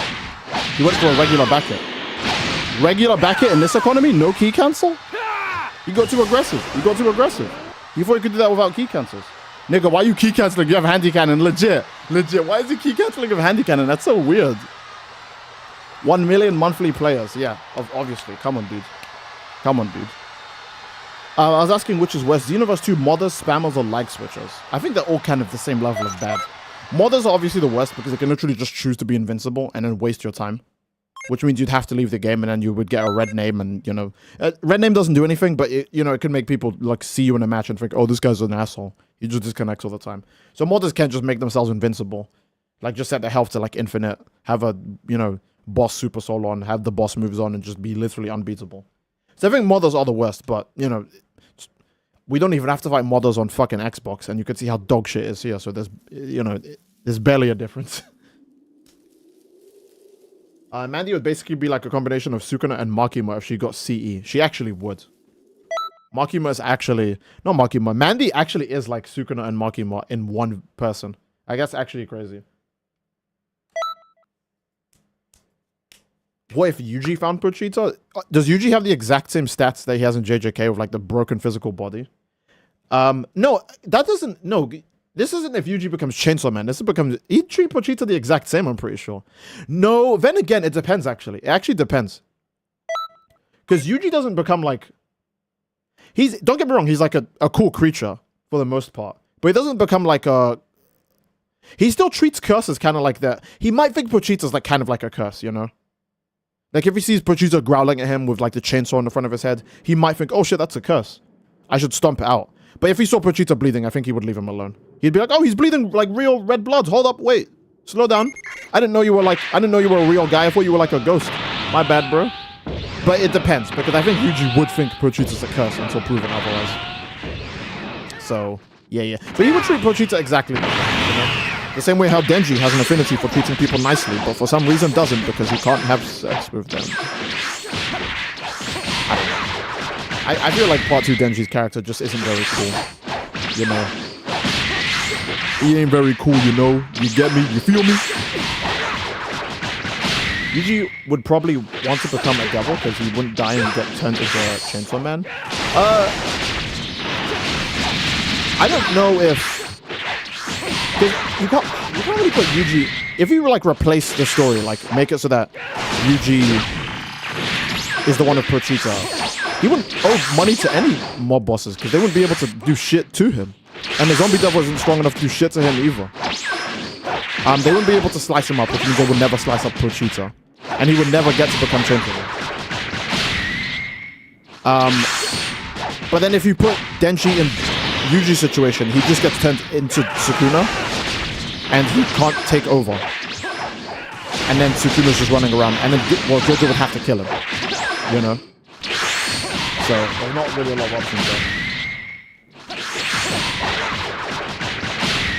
It's kind of weird to do role reversals because they're so, like, they're both like they should be nice people, but you know, with Denji, you can never tell what they're ever cooking with. Because sometimes you flip flops between like growing into a person and just being a mindless gooner with no higher thought whatsoever. Ooh, that was close. But another thing that makes them so different is Yuji's broken physicals. Like his broken physicals make it so that he hasn't had to suffer any like absurdities when it comes to hardship in his life. Like he doesn't have to go through anything like super weird like Denji. Warframe! He'd make Cheetah his Pikachu. He's strong as fuck. Yeah, no, I think Yuji at the beginning of even at the beginning of the series, he's too high tier for early Chainsaw Man threats. Like without any CE, he could jump several stories like high. On his own. He runs super fast.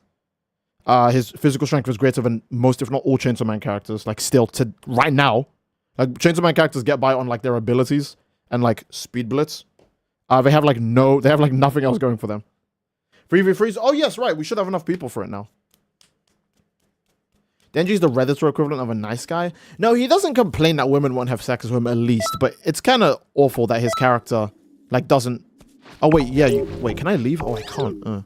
Okay, last match. We'll drop out Ludo and I'll leave. Sukano would be like, where are the women? And Denji would be like, hell yeah, he's just like me for real. Yeah, honestly, he would. Yuji just a mutant? He is actually just a mutant, yeah. Super Soldier.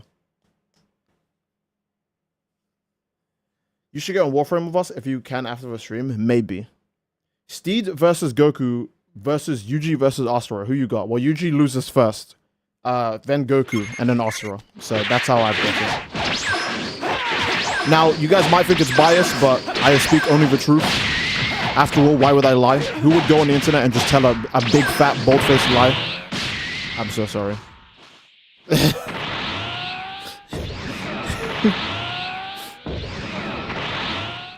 Yeah. Oh, he's got that super soul. I need to lock in. I need to lock in like I've never locked in before.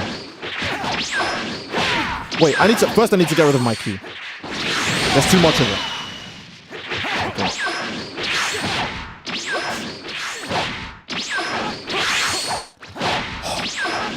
The Xenoverse. Oh, the back hit. That was so unfair. The Xenoverse true strategy of if I waste enough time, they'll think they can attack me. It's the ultimate strat. It's flawless. Boom. Okay. Oh, I ran off key. Okay. Hell yeah. He's gonna rant at Yuji, and he comically deteriorates. Yeah. No, I'm a Yuji Glazer for real. But to be fair, I'd probably consider myself a JJK Glazer, but it's probably just because I think the series does a lot of things well. Obviously, I'm gonna think the series does a lot of things well. But I will still call out for things I don't like. For example, Megumi. Megumi isn't a bad character. It's not him at all. It's Gege that screwed over Megumi. But I can't speak any more about it because it's way too deep into spoiler territory. I think everything revolving Megumi is extremely unfortunate. And we have to pray that the anime does more for him. Because Megumi he's not unimportant, you know. So, you know, that kind of sucks.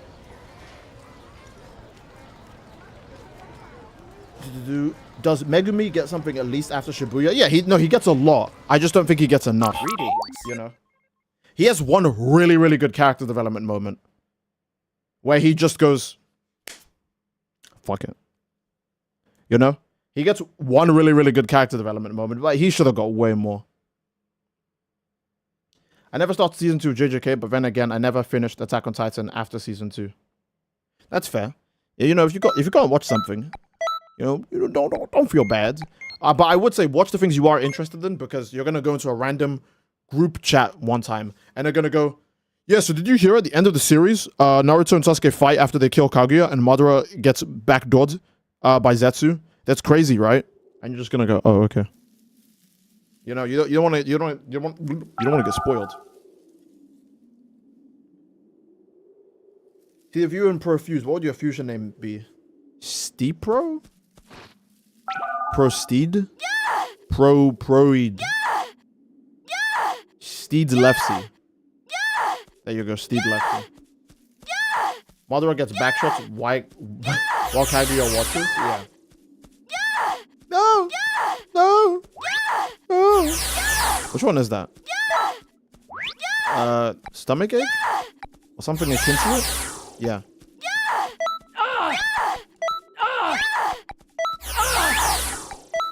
Okay, I'm gonna be honest, this is gonna fuck my ears if I listen to it any longer. What if Great Bardock fought a colossal titan? I think he would win that laughably easy. Like, that's not even a fight. That's actually not a fight for Bardock. Like, at all.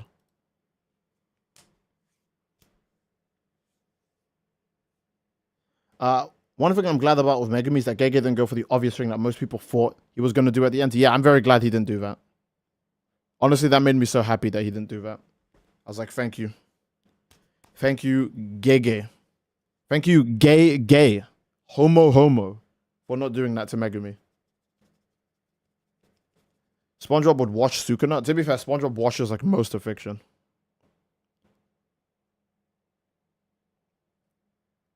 So, yeah.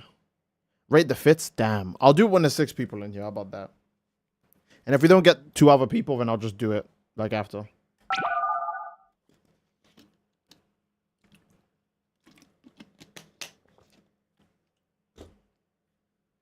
Hoss Delgado versus... Isn't Hoss Delgado a Billy and Mandy character? Is that the guy with the eye patch? Oh, yeah, it is. Okay. I forgot he had a machine gun arm. I thought he just had a regular robot arm. Hoss versus Toji. I think Hoss would win. Let's do some scaling. All right? Toji. I couldn't remember anything that Hoss did. I just remember he was around sometimes. And he's part of a set of Billy and Mandy characters that get episodes for themselves, if that makes any sense. Like, Billy and Mandy has like 2 plots where one is Billy, Mandy, and Grimm, and the other one is like Hoss and their group sometimes doing random shit.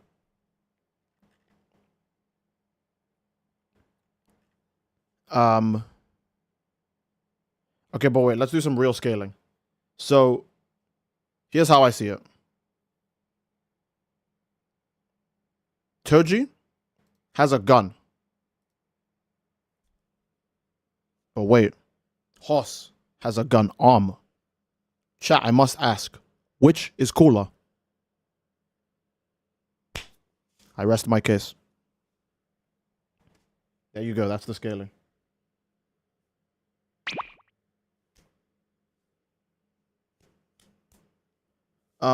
Uncle Grandpa versus Popeye would be the fight of the century. That probably would be, yeah. Bardock versus Colossal Titan. The guy who quite literally conquered planets in that form versus a giant steamy naked man who struggled kicking a wall down the air. Which is cooler? Cooler, duh. Oh my god. SpongeBob versus Bugs Bunny versus Uncle Grandpa versus Popeye. Bugs Bunny loses first, I just want to say that. Because I know people say, oh, gag characters. But sometimes the characters, I've said this before, sometimes the character's gag is to lose. And that's the main issue with putting Saitama in the gag character slot. Because you can have him lose a serious fight by having him just forget something and have to leave. Or just make a dumb move. You know what I mean? Like how Bugs Bunny he'll do some bullshit, right? Where he'll go, I don't know. He'll like cross-dress to distract like the villain or something. Like the guy with the gun, right? Who's like, I'm gonna catch me some rabbits. Tell me about the rabbits, George. You know, he could cross-dress to distract that guy. And while he's cross-dressing, some other guy who's not a part of it could see him and go, ooh, mama, that's a fine mama. And then do like a cartoon dance where he ballerinas Bugs and then holds him over and then goes to his whole face. Even though Bugs is a gag character, there's no way he wanted that to happen for his gag.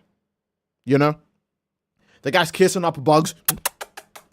And Bugs does the whole thing where he screams really loud and he peaks the mic. I love it when he does that. And he takes off his cross rest and he's like, I'm a guy, can't you see that? And then the dude who was like, wait a minute. And then he would look at the camera and then his face would turn into a donkey's head and then the word ass would appear above him. And he'd go, you're that rabbit. And it's like that was the gag. The gag doesn't have to be successful. But on the other hand, SpongeBob and Popeye and Uncle Grandpa, all their gags benefit them, straight up. There's not a bad one for them. Bugs has a lot that don't benefit him. Even the ones that kind of don't benefit SpongeBob sometimes aren't like bad. You know what I mean? They're not like the worst thing ever. It's just kind of like unappealing. That's it. Also, I think, actually, who would survive at the end? I want to say SpongeBob just because he can unravel the universe and that beats Bugs right away. I don't know if Uncle Grandpa can survive in those conditions, but Popeye can. So it's just SpongeBob versus Popeye. You know? I'm going to start with this and see if peeking the mic Bugs. Yeah, sometimes I remember it. When Bugs used to scream in the cartoons, he would peek the mic sometimes. I know it. You could hear it when you like watch. I haven't watched an episode since I was a kid, but I remember it distinctly how loud he would get. So, yeah.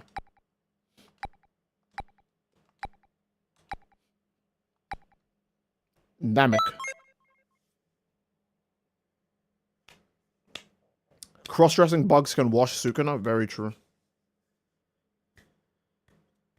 They ain't beating Mordecai and Rigby. I'm sad to say that Mordecai and Rigby are a washed duo because Mordecai will do something to fuck over Rigby, or if it's early regular show, Rigby will do something to fuck over Mordecai. Or he'll just be stupid and lazy. So, Mordecai and Rigby, most of their strengths come from extremely rare scenarios where they actually team up, and one of them doesn't fuck it up.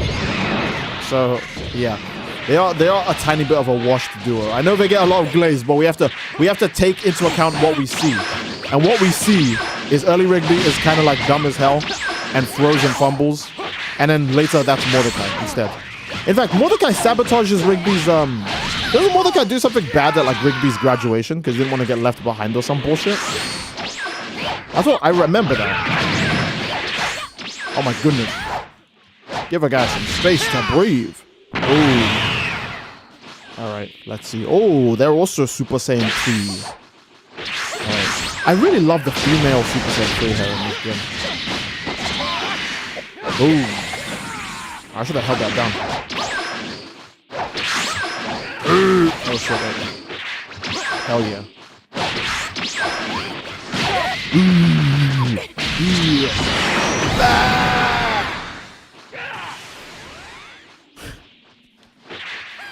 What the?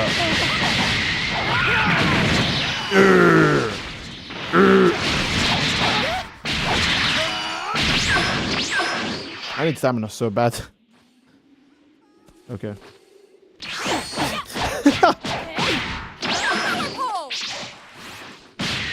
Okay, let's go.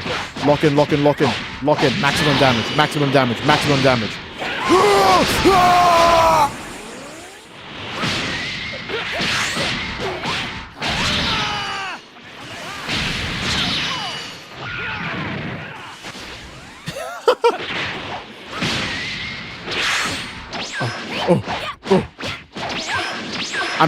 I'm messing around a bit too much, I won't lie. Okay.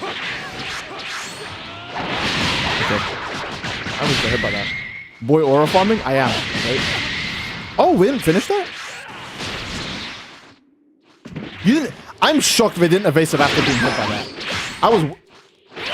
I think we're both panicking. No. Okay. I'm very shocked they didn't evasive after. I wanted to see the evasive so I could punish them afterwards. But they didn't. Aura farming in Xenoverse 2. Goku versus Skips. Those who know. Bro, we already know. We already know Skips is Skip. You guys remember the Skips lore, right? Alright, cool. That's all you need to know. Bro sold. Mordecai killed Rigby just so he didn't mess up a kiss. Yeah, oh my goodness, man. That dude.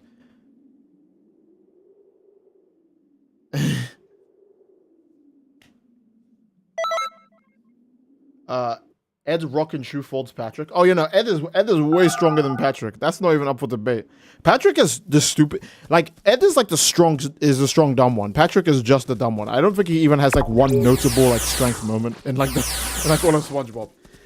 there's a few times where he stands up for SpongeBob and he gets to business, but he's not like scary, you know. He's not like Ed, where like I don't know.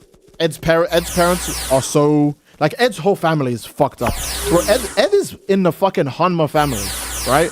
His whole family is fucked. Sarah is like 3 years old and she's like as much of a terrorist as like fucking Rolf and Kevin are to the cul-de-sac, or the Cankers, right?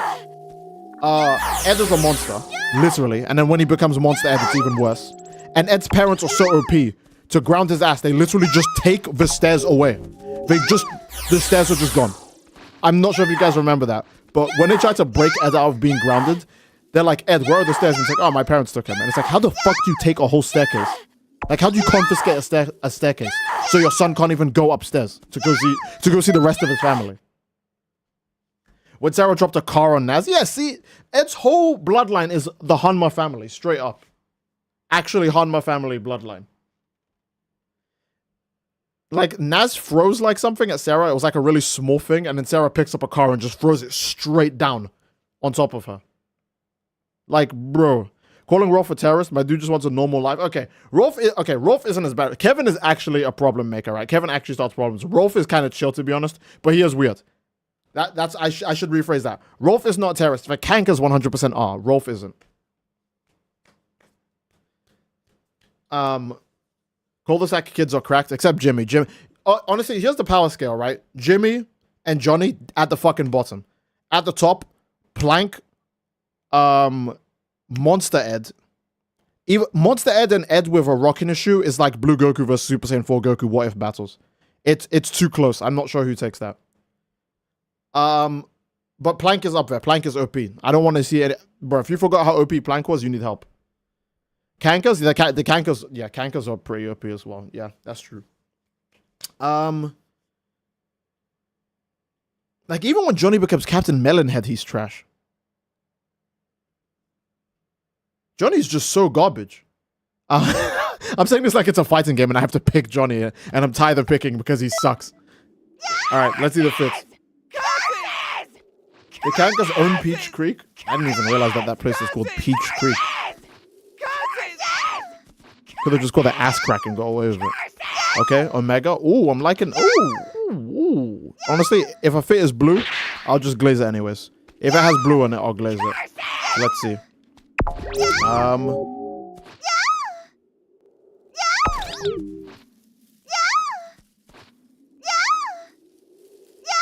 It kind of works as like saying normal, but I'm not sure if the blue and pink color scheme is.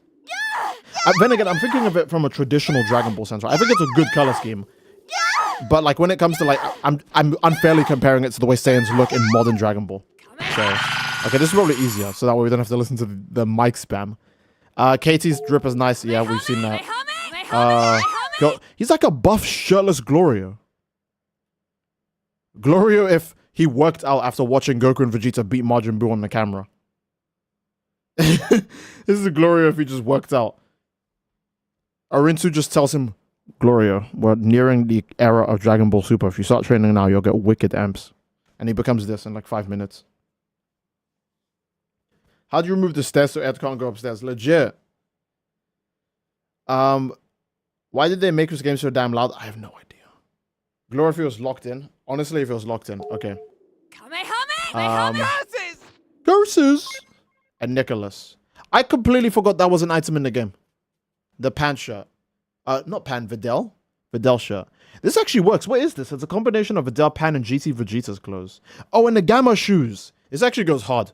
I think this is really cool casual drip. That's my opinion. I think that's really cool casual drip. That looks good. And then you said me wearing full dimer outfit because you know I'm lazy. Oh, that's not the right one. Okay. How are you doing that so fast?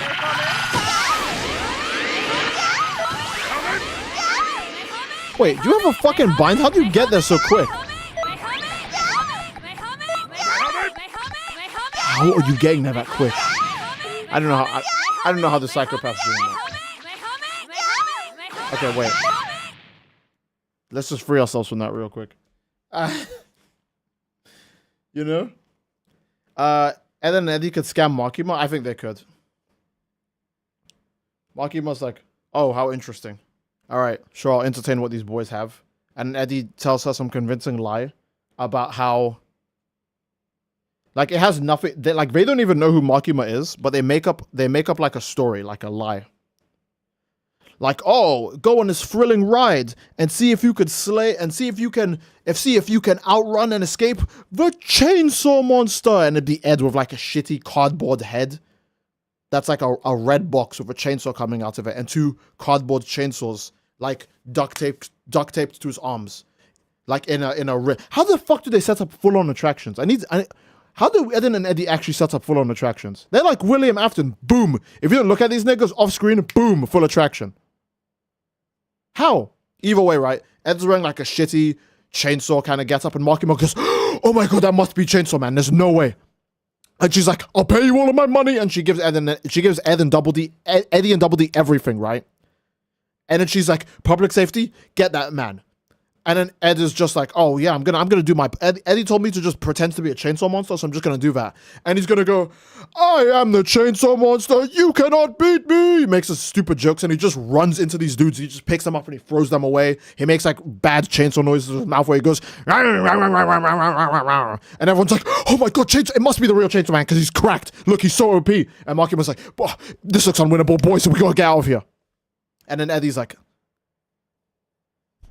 Double D, how the fuck did we do that? What the fuck happened? What the fuck is going on? Bro. Ed managed to set up that whole cul-de-sac into thinking he was still someone with heaters and painting all the leaves without Double D's help. Yeah, exactly. They set up gimmicks faster than William Afton, dude. They're so fucking quick. They are so quick. Bro. Honestly, I think Ed and Eddie might be able to off-screen anyone. Because if you look away for too long, they have set up this entire gimmick about how there's this theme park. And if you go in this theme park, you'll see you'll see attractions from a different time. And you're like, okay, sure. And then somehow the theme park has functioning rails, functioning roller cars, and then like big plastic or cardboard T-Rex props that move around. And you're like, okay, how the fuck did they set this up? I literally turned around. Can they off-screen Blackbeard? Ooh. In all fairness, Eden and Eddie can't off-screen Blackbeard, but their parents can. Because their parents are never on-screen. That's how fucking OP the parents are. So their parents can, but not them. I don't think they can off-screen Blackbeard, but their parents easily can. Their parents are just mad OP. Eddie's brother lost the ability to off-screen people when he decided to come on-screen. He made a binding vow. He'll have a physical form that can interact with the physical world in exchange for losing his ability to off-screen. That's why Eddie's brother is kind of OP, but not exactly at the top. You know, he's just kind of scary looking. Because his chin is, like, you can lose his chin. Phineas and Ferb inventing a hacking machine to wipe Goku? Oh, a Hakai machine to wipe Goku off the face of the earth. Doofenshmirtz is more likely to do that. Doofenshmirtz would be like, that Kakarot guy is a real issue. Let me make an unkakarotinizer. Oh, unkakarotinator? Yeah. Unkakarotinator.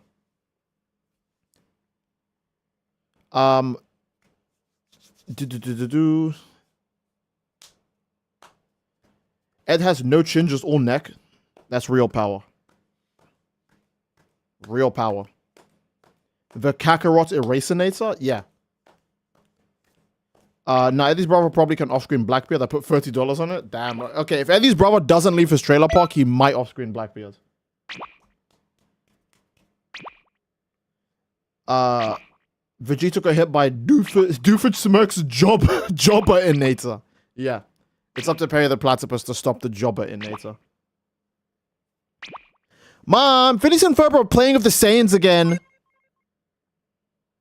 And then as the mom is about to come around the corner and see Goku and Vegeta hanging out with Phineas and Ferb, Goku would be like, well, it was fun hanging out with you, Phineas. I've never seen someone as smart as you. Maybe you'd like to meet Bulma someday. And Phineas is like, I'd sure love that, Goku. I'll see you later. And Goku's like, all right, Vegeta. And he sticks his hand out. Vegeta's like, oh. And he takes Kakarot's hand and Goku instant transmissions as Phineas's mom comes around the corner. And she's like, oh, Candace, you're being silly. They're just playing with toys, dumb bitch.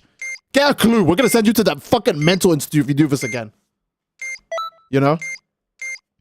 Does Candace ever win? I don't remember watching all of Phineas and Ferb. I don't remember if she ever wins once. Kids Next Door versus Sukuna. Well, Sukuna's an adult, so he gets a low diff. That's how that works. Kids Next Door can beat anyone so long as they're an adult. So if Sukuna's in Yuji's body, he has a better chance than if he was in his true form.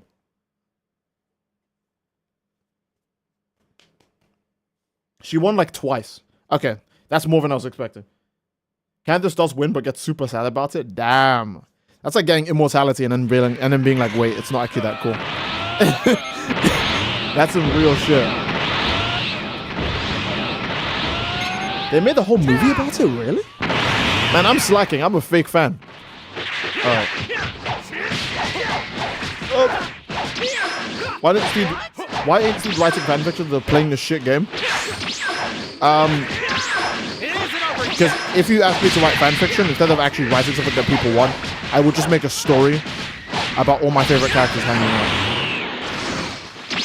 No, I would rewrite Jump Force. That's all I would do. I would just rewrite Jump Force.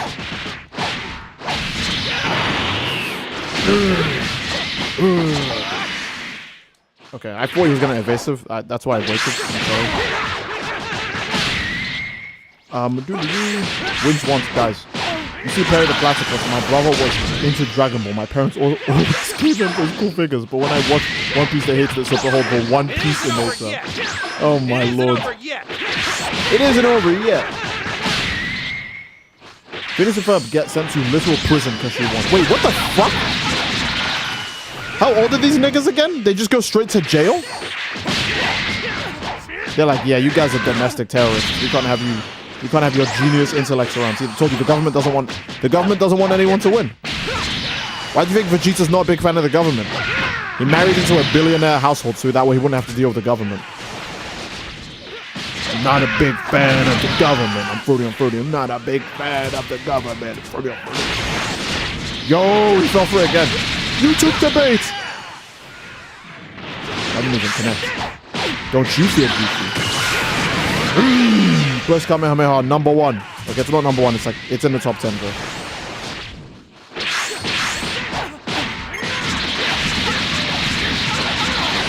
Oh, he does have a God's Fist. Okay, I was wondering.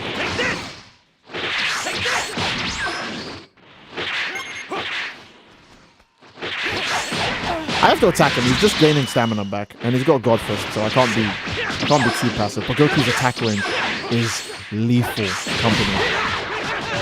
I mean, see, how do they pay for all the material they use? They don't pay for it. They just have the material. Ooh. Okay. Goku got the heart virus mid-fight and just fell over. Why is there no custom blue Goku? Who knows? Was this GT stop the Kamehameha spam? No.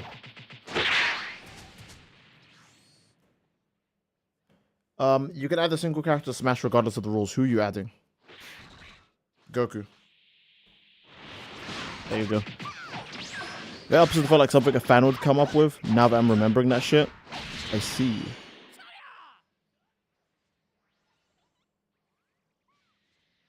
I once found an over 200 reply section of someone defending vegan diet on infants. What the fuck? What the hell? Why?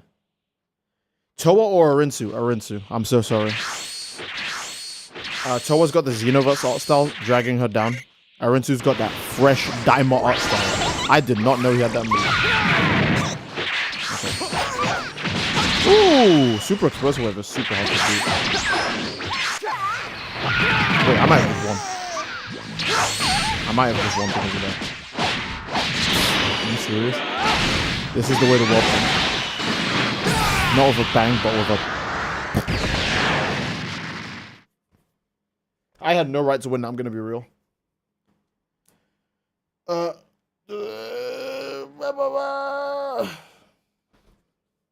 Arinsu wants to be Toa so bad. Toa got them man hands though. It do be like that. Is it a hot take that Modern Xenoverse is more enjoyable than Sparking Zero? I don't think that's a hot take. Modern Xenoverse has so much, so much potential. It's so good.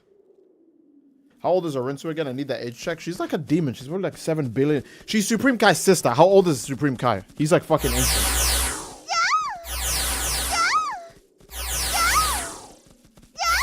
how far would Goku go with Asura's attitude from Z through Super? I think Asura's attitude would actually be really. I think Goku's attitude or Asura's attitude isn't even a bad thing for Goku to have because Goku's a Saiyan. So I'm not saying he has Asura's mantra, right? But if he had Asura's attitude as a Saiyan with Saiyan cells, that's like that's got some good synergy to it. Especially because Asura isn't like cartoonishly violent, so Goku's still not going to be beating up innocent people or anything like that, right? There's even some bad guys he won't kill. Like, you know that one soldier he lets live because he sees how his wrath is like spreading to regular human beings and they're becoming more wrathful, seeing him fight back. They're like, oh, if he can fight back, we should be able to fight back too and take our anger out and stuff. And he's like, look, rage isn't a good thing. That's why I'm the one who should hold it all right? So sit back and I'll be the one who gets our vengeance. You know, he's the GOAT. If Goku had that attitude, to be honest, Goku's kind of already like that to begin with, right? Like, Vegeta's like, Kakarot, please, you have to fight for all the Saiyans. And he's like, all right, Vegeta, just chill, just relax, I'll do it. You know?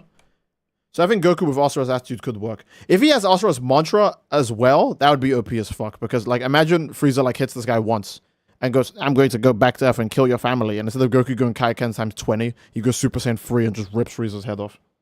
Like, that's kind of broken. You know?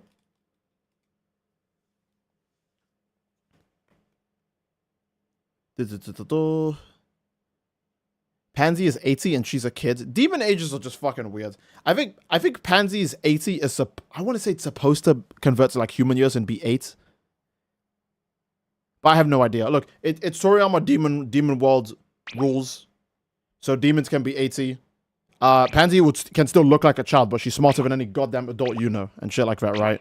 So it's just like anime fuckery where it's like, hey, look at the 2 billion-year-old loli. I mean, in Pansy's case, she does act less like a child than like the traditional like 7 million-year-old lolis and shit, right?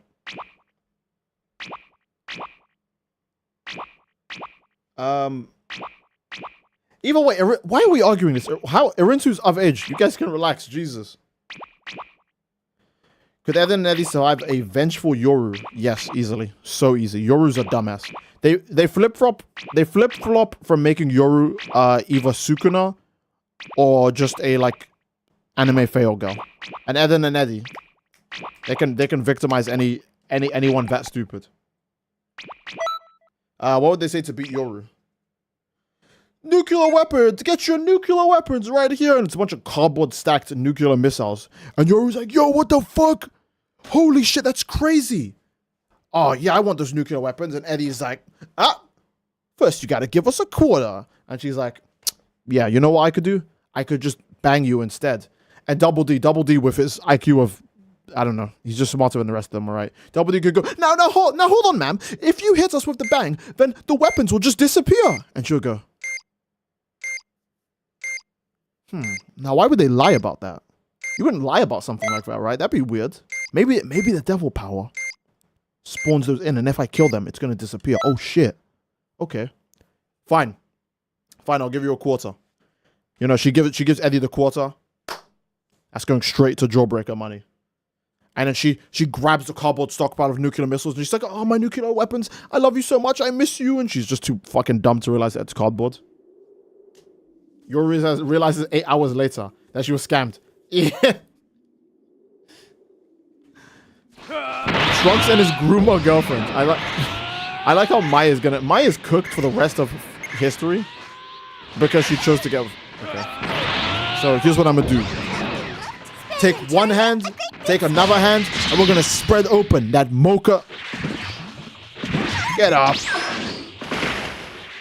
All right.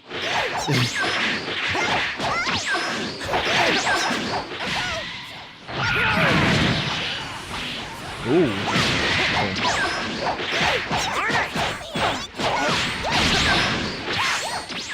Oh. That's a scrap. Wait, I'm gonna lose ki. Wait, does it make you lose ki or stamina when you get that? I don't even remember. Okay.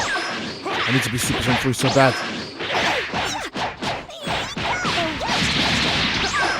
What is your moveset? Okay.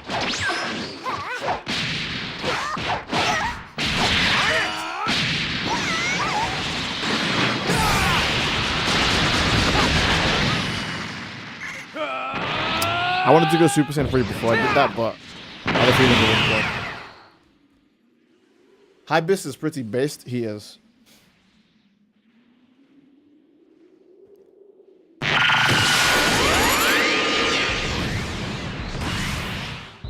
Mai was the one hot chick from OG Dragon Ball. Now she's Diddy. I think. Let me check. I'm pretty sure Mai was way hotter in OG Dragon Ball than she is in Super. Actually, how old is Mai? Because she was an adult in OG Dragon Ball and she's an adult again in Trunks' timeline.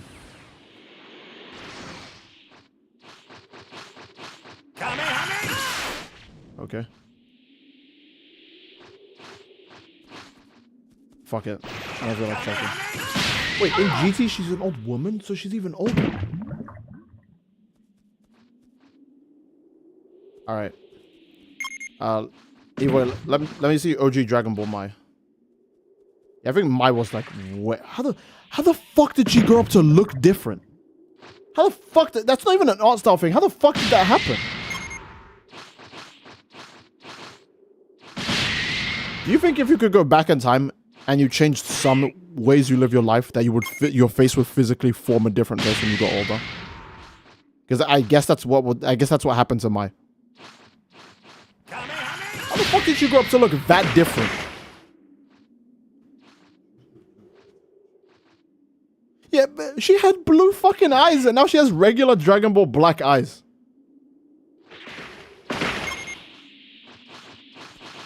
I'm surprised they did the Mai Trunks ship though, because like Mai is already like, she's like pretty old in OG Dragon Ball. I'm not gonna say she's like super old, but okay, she's definitely like very obviously like over 20. I'm trying to find like a max age I'd put on her, but Toriyama probably knows. It's probably written down somewhere in OG Dragon Ball, right? But she's not like super young or anything in OG Dragon Ball. Darn it! And then she turns into a kid, and then falls in love with Trunks. So it's like,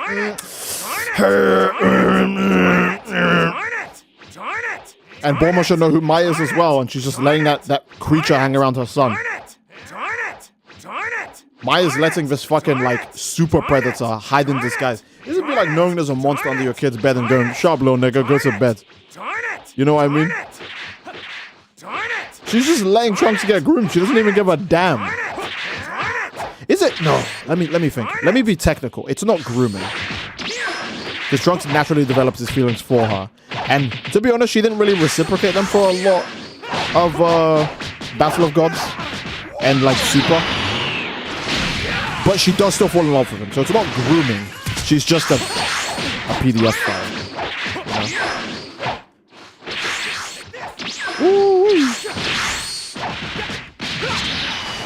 Alright. Wow. Hell yeah. Ooh. Yeah. There we go. Age smurfing? Age smurfing.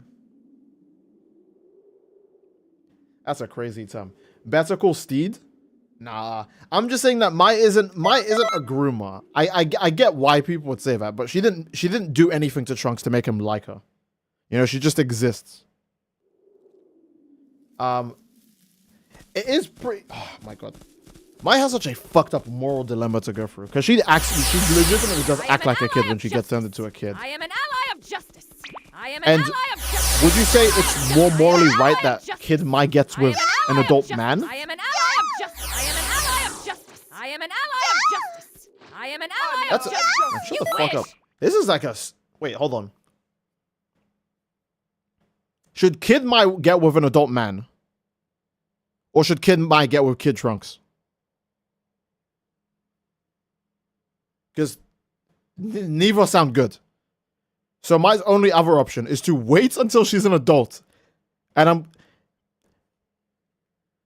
I think her biggest issue is that she's already an adult, if you know what I mean. Why is Mai a kid to begin with? I deadass forgot. I'm being so fucking serious. I actually forgot. It probably happens in one of the things that happens at the end of Z's story. I don't mean like end of Z, like where Oob shows up. I mean like after Kid Buu gets killed. It's probably one of the things that happens there, Or maybe in like Yosan, Goku, and Friends, because I actually don't remember when Pilaf and the gang became kids. Pilaf wished to be young but wasn't specific, yeah. Pilaf wished for them to be younger because he didn't want to rule the world as an old man according to Super. Oh, right. Idiots. Pilot and gang accidentally wished to... Oh, Pilaf and gang accidentally wished to be younger, and they literally turned into kids, I see. I have no idea how Future Mai got younger in Future because the Dragon Balls were gone during that time. Just bad super writing, I guess. Yeah, who knows? Maybe Mai's a super gilf, but because she upkeeps her physical condition, she just doesn't have any wrinkles. A giga gilf. All right, no, I'm saying too much. If I start saying giga gilf, that's how you know we need to end the stream. So, no, there's no reason why DBS manga wished to be babies, and that's why no one got revived in the future Trunks. I see.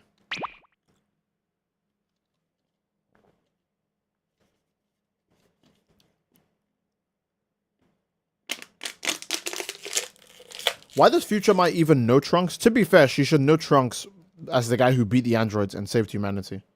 Because that's what they would know from their timeline, right? So, yeah. Which of your Xeno customs would be scammed by Eden and Eddie? Myra would definitely get scammed. Myra 100% would get scammed. All of them were either too smart or too dumb to fall for a scam. But Myra would definitely get scammed. Elphys is definitely too stupid or too broke. He'd show up, he'd fall for the scam, and then he'd have no money. He'd be like, oops, my bad. You know?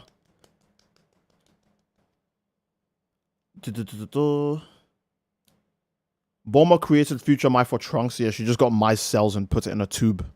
And just grew it. Alphys with his baby shark level IQ gonna join Eddie and the boys. Yeah. Baby shark IQ.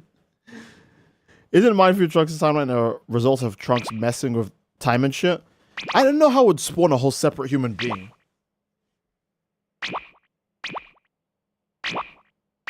You mean the androids killed all the bad bitches and left Mai? Yeah.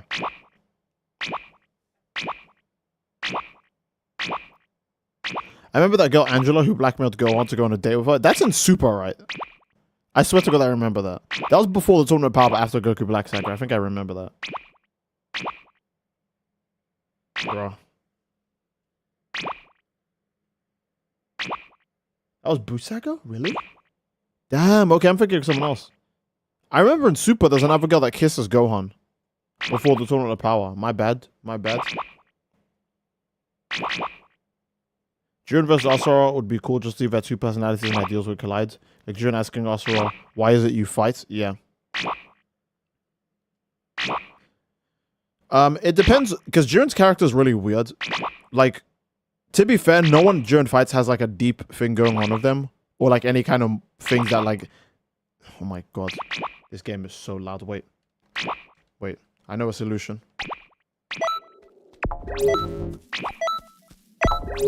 Wait. Negative diff. Actually negative diff. So easy. Yeah, I don't know, because Jiren would ask Asura, oh, why do you fight? Why do you have so much strength? What are you fighting for? And Asura would say some bullshit about, isn't it obvious? Like, he doesn't want, like, his, daughter to suffer and stuff like that. And he wants to make a world where she could be happy. And Jiren would either have two options, depending on who's writing him. He'd have the, foolish, don't fight for other people. Use your strength for yourself. Or he'd have the, oh, I get it. Because you get to a certain point where you're so strong, whether you like it or not, it's shared with others. Because other people rely on you, and you use your power to make life easier for others, even when they're not relying on you or asking you to do anything. You'll just do it, because you have the ability to do it, so you're doing it. It depends on who's writing Jiren, because again, start with the Tournament of Power, midway. It's literally just the last, like, 2 episodes where Jiren has a character and, like, understands stuff. Every other time he's just like, stupid, waste of time, you're weak. Duh. What's wrong? You know? Imagine if Tien and Launch got married. Well, if they got married, then Launch wouldn't show up to the wedding, because we haven't seen that bitch in 100 years. But yeah, Jiren realistically should understand Asura. Except Jiren doesn't know who killed his parents. Asura does know, you know? Well, not his parents, but like, you know, his wife.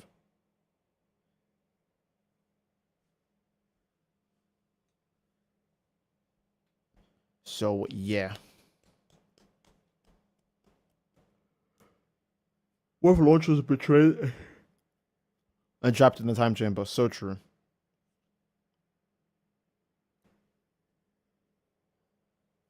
Jiren could have went all out at the start and won. Yeah, the Jiren could have actually one-shot everyone in the tournament power in the first 3 seconds. He was literally trolling. Alright. I think this is a good place to end the stream, though. We actually do the Guardian Generals have parents. I want to say that they came from something, because August is training Asura, which would imply that Asura is either a new Guardian deity. Maybe they didn't have a mantra of wrath before, right? He's either a new Guardian deity or he's a reincarnation of what the previous one was, because, you know, Buddhism reincarnation. Maybe the previous one was also called Asura and he looked slightly different, or he looked very different. But either way, August feels like it's in his best interest to just train Asura regardless, you know? So they clearly have a system where where Guardian Generals look for other Guardian Generals, so they can go, hey, you might be a reincarnation of a guy I know. I want you on my side, or I want you helping with this, or blah, blah, blah, right? Ed stepped on the Lego plus Splinter and Finger versus SSJ3 Broly. Yeah, I'm sorry, Broly, but you're just gonna have to hang up you're gonna have to just give Ed your chain. That one, like, chain he keeps from Paragus or something, the jewelry that's all over him. Jiren versus Kratos. Well, Kratos has statements, so Jiren's cooked. Now, you could say that Jiren literally transcends time. And apparently space, too. And he can hit a guy who has an automatic dodge ability. And the guy's already several times massively faster than fucking light. Even with his auto-dodge hack on, Jiren still nails him. Jiren also has a ridiculous amount of fucking HP. Jiren has that goofy Jiren, honestly, when I tried to make a final bosses that have way too much HP, Jiren and Sukuna are always up there. Because what the fuck? I remember even when JJK's manga was airing, and Sukuna was running his gauntlet, there was a point where he had like a lot of damage on him and was still winning. And one of the tweets was like, "Welcome back, Jiren," because honestly, someone else on the planet was able to put together that. Wait a minute, this nigga's just invincible. Like, even when he takes a shit ton of damage, and he's backed against the wall and he's making crazy faces, like, and he's like suffering, he just turns around and beats everyone's ass. You know what I mean? All right, wait, okay, so I actually found it. I actually found it. Give me a bit. So, someone tweeted February of last year. Okay, let me see if I can say it in the most non-spoiler way ever. Sukuna getting hit by his own technique, surviving one of the strongest ultimate attacks in the series, another one of the strongest ultimate attacks in the series, plus excess soul damage, and then Urame, his biggest glazer and dick rider, says he's not even trying. Fuck this bitch-ass villain. And then someone quote retweets and says, "Welcome back, Jiren." Because Jiren was doing the exact same shit. The nigga would just let you hit him. He would just sandbag for no reason. Yeah, I told you Jiren wasn't invincible, and Vermod is just like... Vermod's like... Yeah, look at this guy. He thinks Jiren isn't invincible. Even when Vermod is tweaking, like, oh my god, Jiren's gonna lose. Jiren just immediately turns it around. It's like, bro, okay.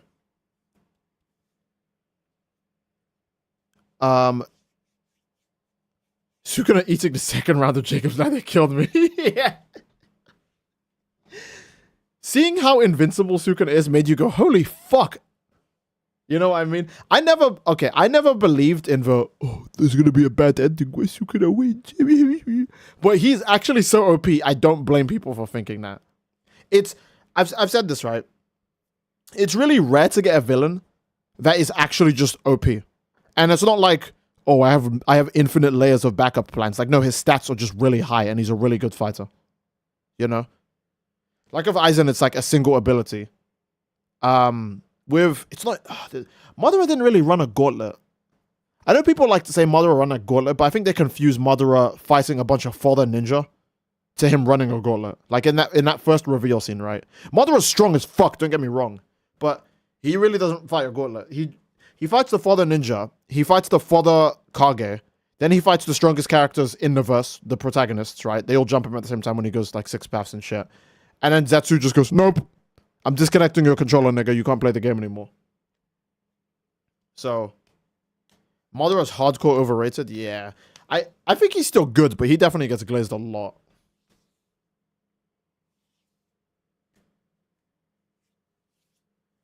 When Jiren lets Vegeta land the final flash and Belmont's in the stands making the please speed, I need this face. Exactly, bro. Jiren is like, Vegeta's like, I'm gonna hit you with this attack, and Jiren's like, I understand your pride and what you mean, so I intend to take it head on. And then they see how big the final flash is, and Jiren even goes as it hits him, and Valmar's like, no, Jiren, no, Jiren. He's like passing out, he's having a heart attack, right? Vermont got up and he saw Jiren lying on the ground in a crater, and immediately 2 tons of shit is in his pants. Pants shitted. Pants status pissed. Eyes teary, leaky, wet, bloodshot even. Nails. His nails are digging into his fucking scalp. Right? The nigga's losing. His nails are broken, digging into his scalp. He's tweaking. Snot running down his nose. Nigga's drooling because he's frothing at the mouth. He's slobbering so much. He's crying his fucking eyes out. He's like, and then he sees Jiren just fucking in one frame, stand up and just blow Vegeta's ass away. And he's like, wait, hold on. He goes, you know, Beerus, I actually wasn't worried. I actually knew Jiren would do that. And Beerus saying, okay, all right. Yapping of the gods, legit. I'd be tweaking too if my best player had a look of shock before getting hit. Yeah, not gonna lie, I hope you randomly found $100 in your driveway. I hope I do too, but it might be like, it might have like a tracker on it. I don't know, it'd go, it was bait. We were looking for you this whole time, Steve. Now that we know where you live, you're gonna hand the statements over to us. And I go, if you want them, you have to take them. But you already knew that. And the government has to use their statements of being about, you know, major city level with a few nukes versus my universal plus with statements. You know, they have feats, I have statements. Who cares? No wonder Jiren is graced. He glazed the color off him.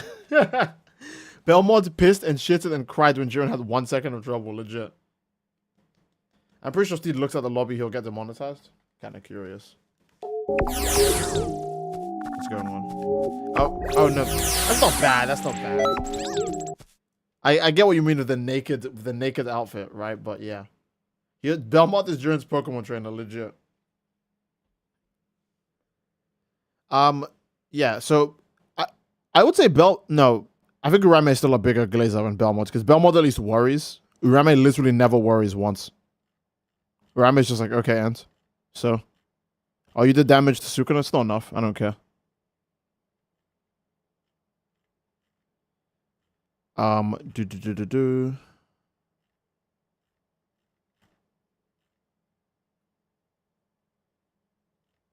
Let's see. All right, cool. Very nice.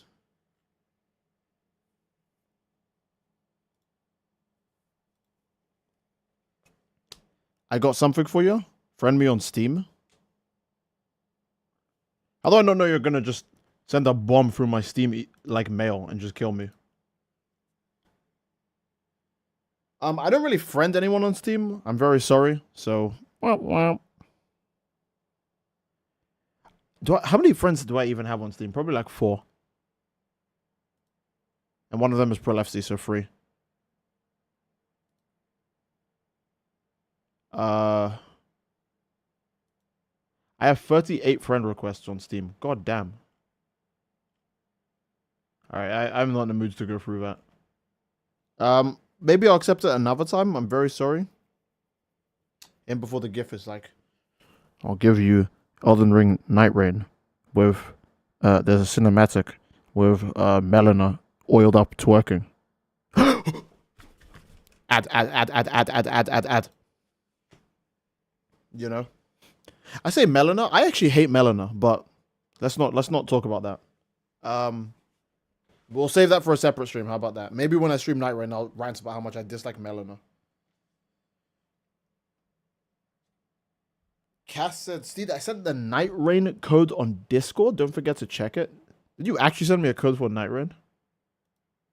You are too kind if you did. I'll have to check that. I'll check that after the stream. How about that? Pro counts as a friend in my book. No, he doesn't. Fuck Pro. All right, he's not here. I am. Forget about him. This is my stream. Mods, ban anyone saying Pro is cool in the chat. I'm sick of this shit. Okay, but let's end the stream. I think this is a good place to end the stream. And I do hope you guys enjoyed the stream. But if you didn't, obviously, again, please. El brother. And if you guys enjoyed the stream, obviously, please leave a like on the stream. Don't forget to subscribe. And stay tuned for tomorrow, where I try and come up with another idea to force feed you guys. So that'll be it. I love you all. I hope you enjoyed it, and I'll see you all next time. I love this chair so much, bro. You can get so lazy and lean so far back. Oh my goodness. Okay. I love you guys, and I'll see you next time. Take care, and squalala. We're off. Be good people. All right. Stay awesome. Also, I love Pro. I don't want the last thing to say on stream, but I hate Pro.